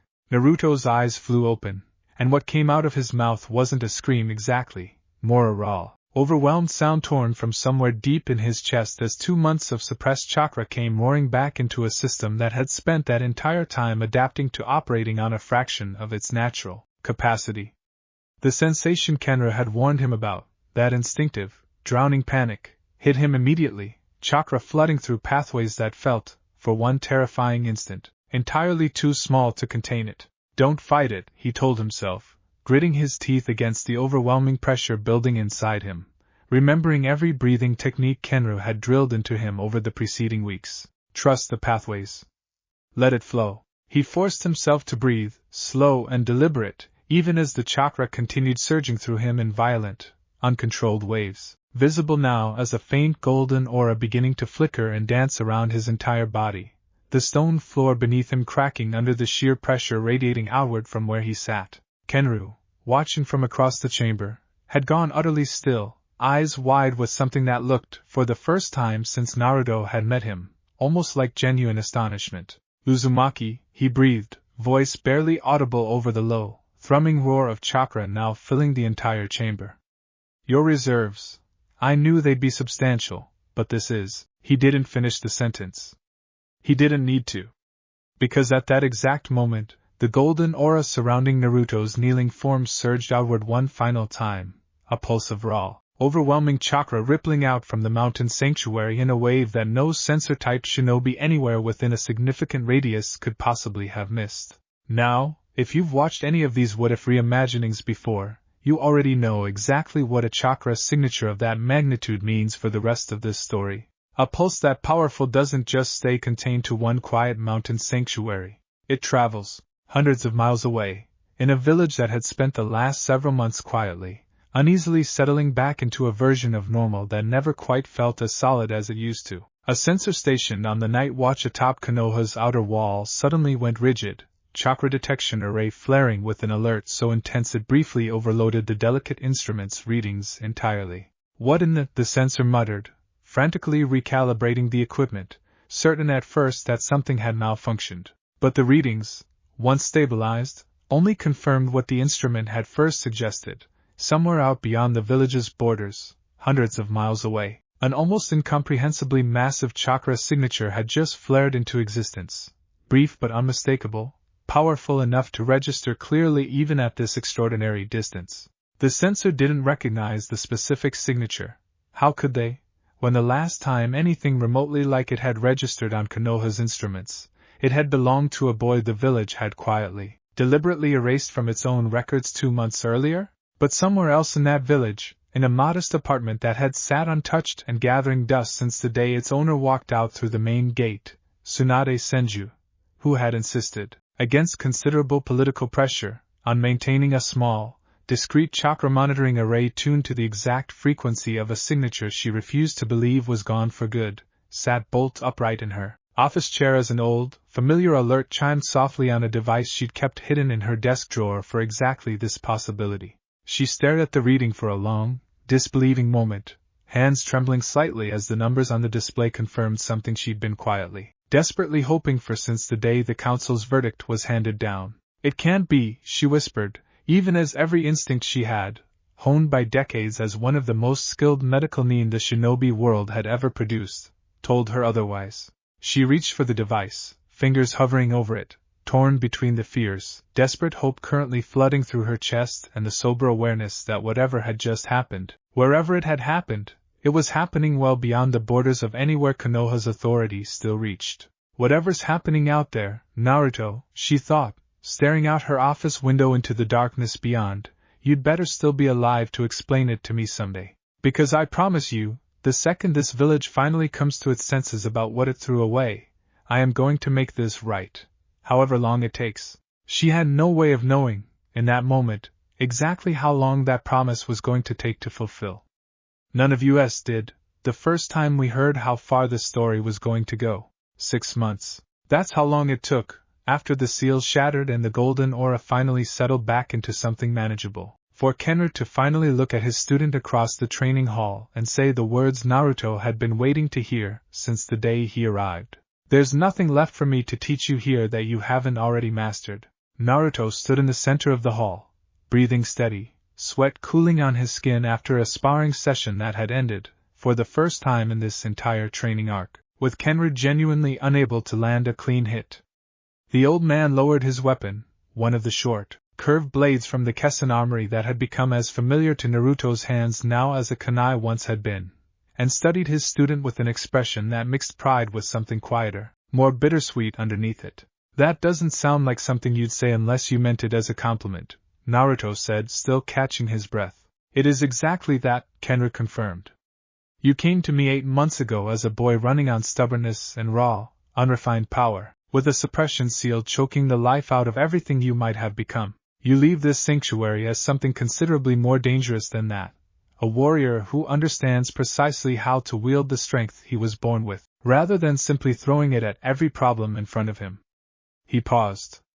"I won't pretend that's the whole of what the Kessin style has to offer. There are refinements yet, techniques that could take years more to fully master. But the foundation is set.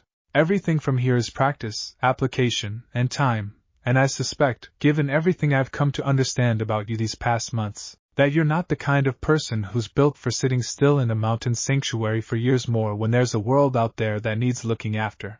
Naruto's chest tightened at that, the truth of it landing somewhere he hadn't fully examined until Kenru said it aloud. He thought of Kiyoshi, the hungry boy behind the general store in the village at the base of the mountain. He thought of the dozens of similar villages he'd glimpsed in passing during supply runs over the months.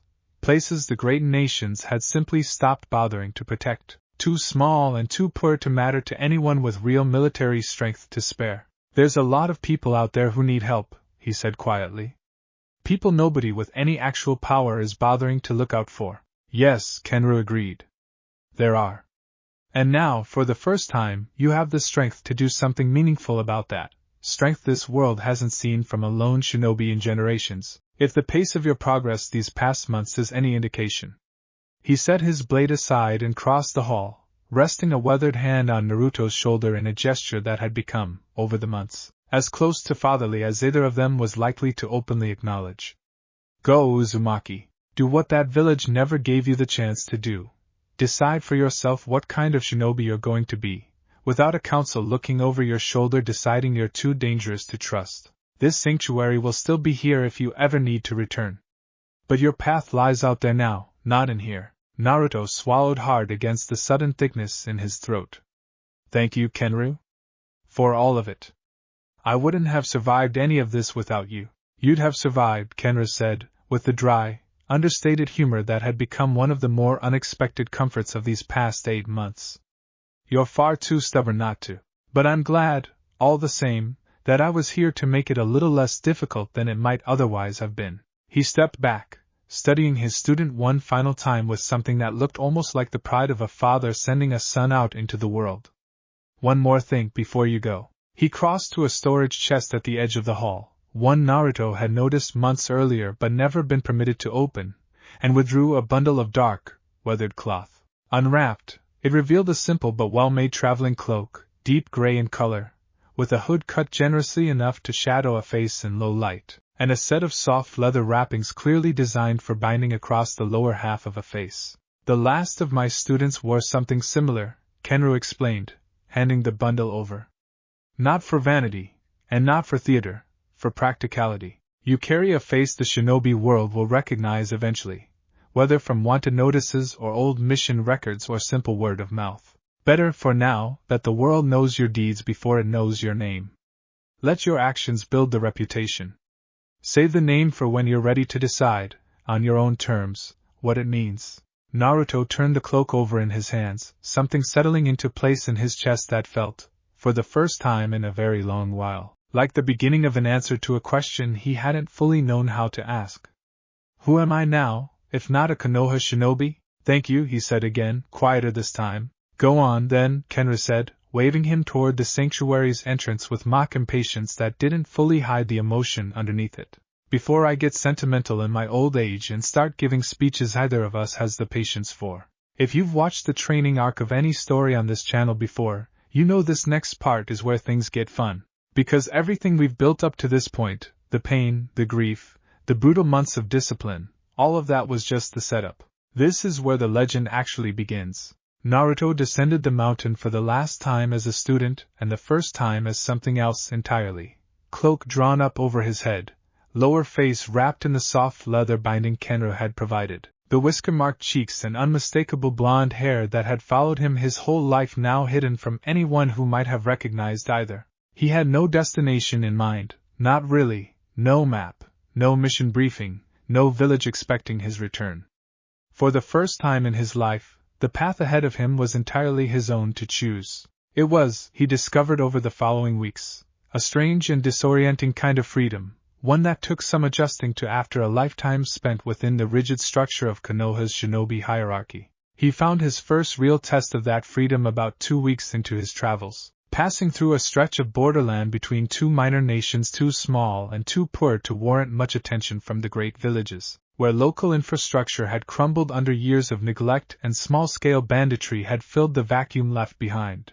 The village was called Amai, modest, agricultural, home to maybe 200 people scraping a living from rice paddies and small orchards. Naruto arrived on the outskirts just as evening was settling in, drawn by the sound of raised voices and something underneath them that made every old instinct in his body go on alert. He found the source in the village's central square, a group of 6 armed men, clearly not locals, surrounding the village headman and a cluster of frightened residents, making demands in the low, threatening tone of people who'd done this exact routine many times before and expected no real resistance. Same arrangement as last month, the apparent leader was saying, a broad-shouldered man with a scarred face and a sword slung casually across his back.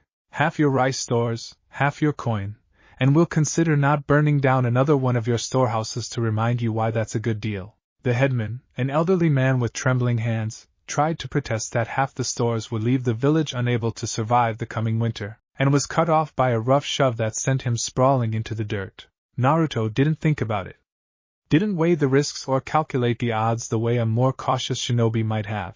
He simply moved, a blur of motion that carried him from the tree line at the edge of the square to directly between the fallen headman and the approaching bandit leader in a fraction of a second, close enough that the man had to skid to a halt to avoid colliding with him entirely. The bandit leader blinked, startled, taking in the cloaked, masked figure who'd appeared seemingly from nowhere. The hell are you supposed to? He didn't get to finish the sentence. Naruto's fist connected with his jaw in a single, precisely controlled strike, not the wild, overwhelming force of the boy who used to throw himself into fights with more enthusiasm than technique, but something refined now, efficient, exactly calibrated to end a confrontation with minimal further violence. The bandit leader crumpled instantly, unconscious before he even hit the ground.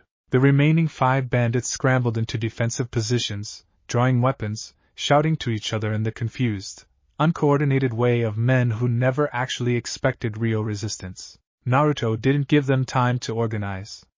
He moved through them with the same fluid, economical precision Kenra had spent 8 months drilling into him, disarming, striking, subduing, each movement so controlled and deliberate that the entire confrontation was over in less than a minute. 5 armed men left groaning in the dirt of the village square without a single serious injury among them. The villagers stared in stunned, disbelieving silence. Naruto turned to help the headman back to his feet, the man's eyes wide with a mixture of gratitude and awe that Naruto still wasn't fully used to receiving from strangers. "Are you?" the headman started, voice shaking. "Who are you? We can't possibly repay." "You don't owe me anything," Naruto said, his voice deliberately pitched lower and rougher than his natural tone, another small habit Kenra had suggested for the sake of anonymity. "Get some rope, tie these guys up, and send word to the nearest patrol post that they're ready for collection.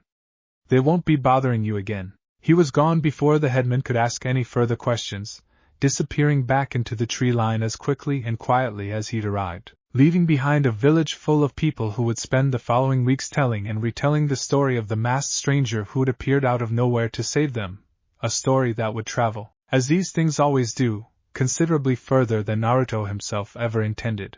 That pattern repeated itself, with variations, across the following months. A corrupt local magistrate extorting merchants along a trade route, quietly dealt with. A group of rogue Chunin-level mercenaries terrorizing a mountain pass, dismantled in an engagement that left them too shaken to ever attempt banditry again. A flooding river threatening to wash away an entire farming community's harvest, when Naruto spent 3 straight days reinforcing barriers and redirecting water flow using steel techniques Kenra had taught him, saving the village's entire year of food stores through nothing more than stubborn, exhausting effort. He never gave his name, never lingered long enough to be properly thanked, disappearing back into the wilderness the moment a situation was resolved, leaving behind grateful villagers who had nothing but a vague description to share, a masked figure in a gray cloak, impossibly skilled, gone before anyone could get a proper look at his face. The story started small, confined to the immediate regions where he'd actually intervened. But stories, especially ones this dramatic, have a way of traveling faster and further than the person at their center ever expects. By the 4th month of his travels, merchants along the trade routes had started swapping tales of the masked wanderer over their evening tea, embellishing details with each retelling in the way oral stories always grow in the telling. By the 5th month, some of those merchants had started referring to him, half-jokingly at first and then with growing sincerity, as the Nameless Storm, a title that had nothing to do with divinity or worship, simply a description of the sudden, overwhelming, and entirely unexpected way he tended to arrive and depart from whatever crisis he'd just resolved. Naruto heard the nickname for the first time second-hand, sitting in the corner of a modest roadside and with his hood drawn low, listening to 2 traveling merchants discuss the latest rumor with the kind of animated enthusiasm reserved for genuinely good gossip. "I heard he took down an entire bandit camp single-handed," one merchant was saying, gesturing enthusiastically with a cup of tea. 20 men, maybe more, and not one of them got so much as a scratch on him. "That's not even the best part," the other replied.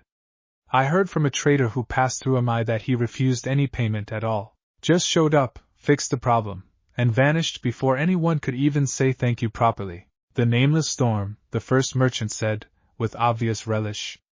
"That's what they're calling him out east. Wish I could say I've seen him myself, but I'll settle for the stories." Naruto sat quietly in the corner, an odd, complicated feeling settling in his chest at hearing strangers discuss his own actions with such open admiration, none of them having the slightest idea that the subject of their conversation was sitting close enough to overhear every word. "This is what it feels like," he thought, turning his cup of tea slowly between his hands, "to be seen for what you actually do, instead of what people assume you might become. It should have felt entirely satisfying. And in many ways it did. But there was still a quiet ache underneath it, a small, persistent thought that refused to fully go away no matter how many villages he helped, or how many stories spread in his wake. None of them know it's me. None of them know my name.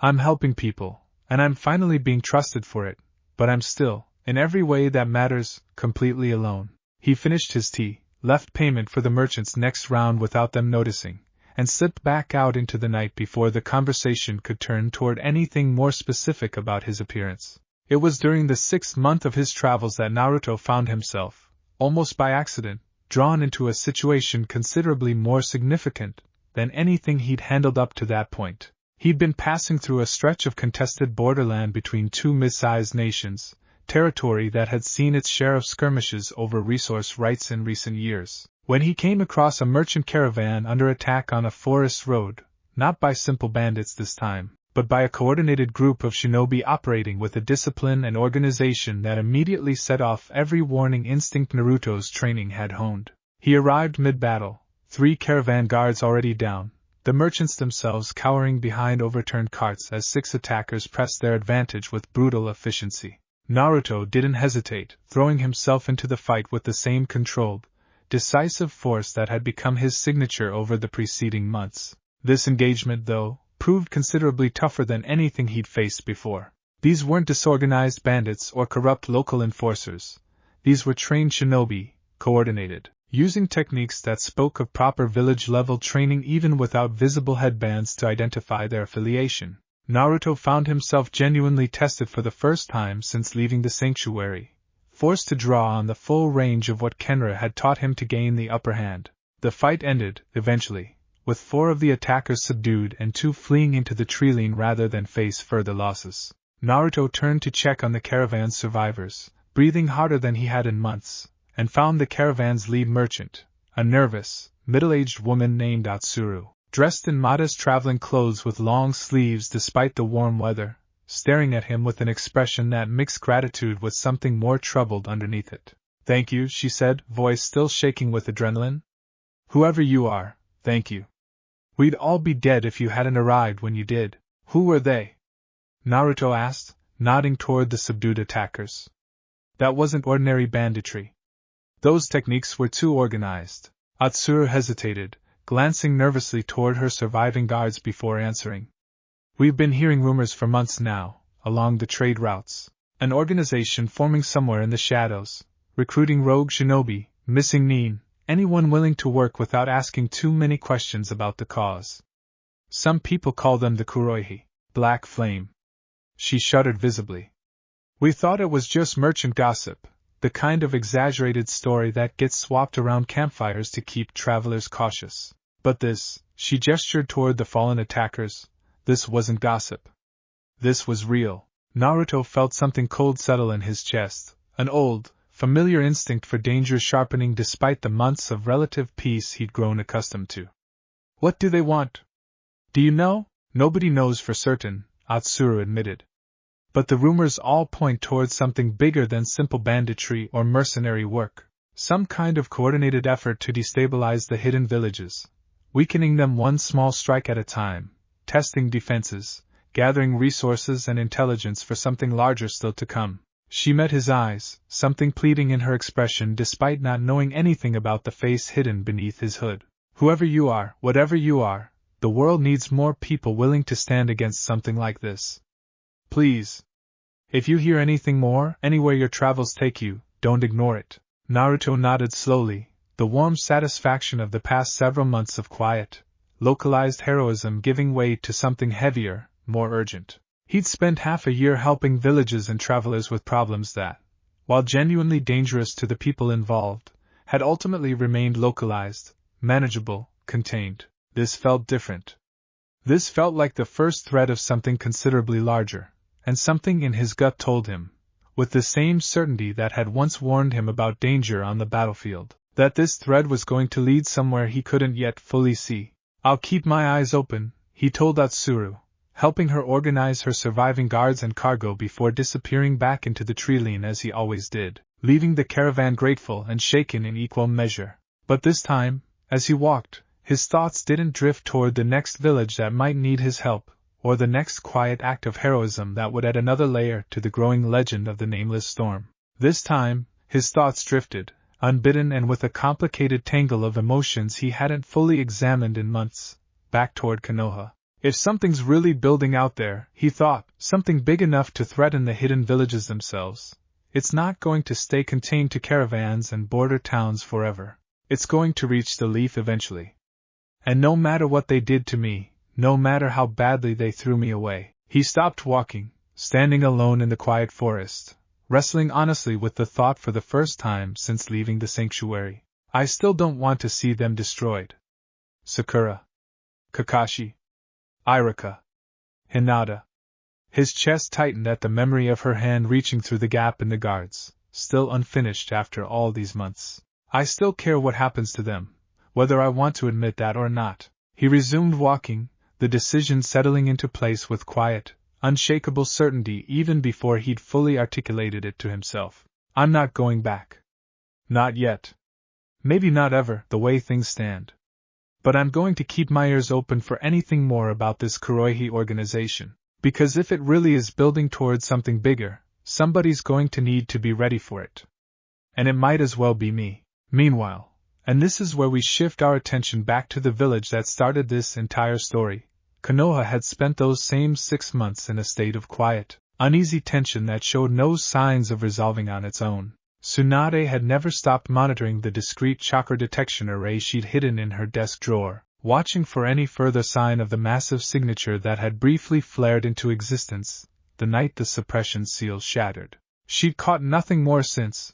Whatever techniques Naruto had learned in the months since, they clearly involved considerably better chakra discipline than the uncontrolled burst that had first alerted her to his survival. But survival was enough for now. It was enough to know he was still out there, still alive, still fighting for whatever future he was building for himself beyond the village's borders. The council, for their part, had grown quieter on the subject of Naruto Uzumaki as the months wore on, not out of any genuine remorse, in most cases, but out of the simple political reality that continuing to discuss an exile who was no longer a visible problem served little purpose.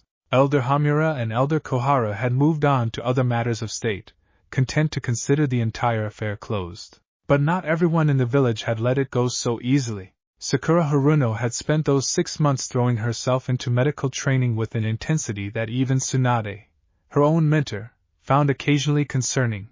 Long hours in the hospital, late nights studying advanced techniques, a barely concealed restlessness that everyone around her recognized as grief dressed up as productivity. She'd asked Tsunade, more than once, whether there was any way to track Naruto down, to at least confirm he was safe, and had been told, gently but firmly, that pursuing an exiled shinobi without council authorization would only make his situation more dangerous, not less. Kakashi had requested, and been quietly granted, an extended series of solo missions along the border regions, missions that, if anyone had bothered to map their pattern, traced a loose, searching arc through exactly the territories where rumors of a masked stranger had begun to circulate.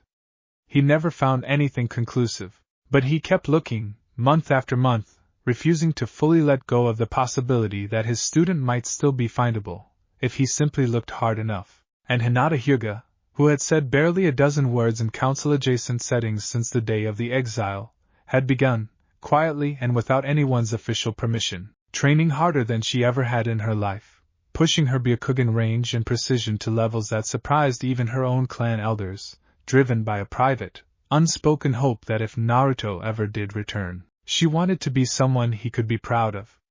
Someone who hadn't simply stood by and let 6 months pass without becoming stronger herself. None of them knew, in those quiet months, just how close their paths were about to come to crossing again, or how much the world was about to change before that reunion finally happened. Back on the road, roughly 2 weeks after the caravan attack and Atsura's warning about the Kuroihi organization, Naruto found himself once again escorting a merchant caravan through dangerous territory, this one considerably larger, carrying goods and correspondence between several minor trading posts along the eastern border regions. Having hired him on, still under the anonymity of his hood and mask, after word of his skill had reached the caravan's organizer through the same rumor networks that had been spreading his reputation for months. It was during a routine supply stop at a waypoint town that one of the caravan's guards, a grizzled, older man who'd clearly seen his share of dangerous roads, approached Naruto privately, glancing around to make sure no one else was in earshot. "You're the one they're calling the Nameless Storm, aren't you?" the guard said. It wasn't really a question. Naruto considered denying it, out of habit more than genuine hope of concealment at this point, but something in the guard's expression, serious, urgent, carrying none of the excited curiosity Naruto had grown used to from strangers who recognized his reputation, made him simply incline his head slightly instead. "Good," the guard said, relief evident in his weathered face. Then you're exactly the person I need to talk to. I used to run supply routes for a different outfit, years back, before I settled into caravan work. Some of my old contacts still move information through the border regions. He lowered his voice further. There's a shipment moving through this territory in the next few days, sealed cargo, heavily guarded, moving under false manifests that don't match anything a legitimate trading operation would need to hide. My contacts think it's connected to the Kuroihi. Something they're moving toward one of their staging points. Naruto's full attention sharpened immediately. Do you know what's in the shipment? Not for certain, the guard admitted. But the security detail assigned to it is considerably heavier than anything a normal cargo run would warrant. Whatever it is, somebody's treating it like it matters. He hesitated, studying Naruto with an expression that mixed hope and genuine fear in equal measure. I don't know what you're planning to do with that information, and it's not really my place to ask. But if half the stories about you are even partially true, I figured you deserved to know. Whatever's building out there in the shadows, it's bigger than a handful of caravan attacks. My contacts are scared, and believe me, these aren't men who scare easily. Naruto absorbed that in silence for a long moment, the pieces of a much larger, more troubling picture beginning to assemble themselves in his mind. A picture that reached far beyond anything he'd expected to encounter when he'd first walked out of Kenra's sanctuary intent on nothing more than helping whatever small villages happened to cross his path. Where's this shipment headed? He finally asked. The guard glanced around one final time before answering, voice dropping to barely above a whisper. Word is it's moving toward the border territories closest to the Land of Fire. Closest, he added, meeting Naruto's hooded gaze with unmistakable meaning, to Konoha itself.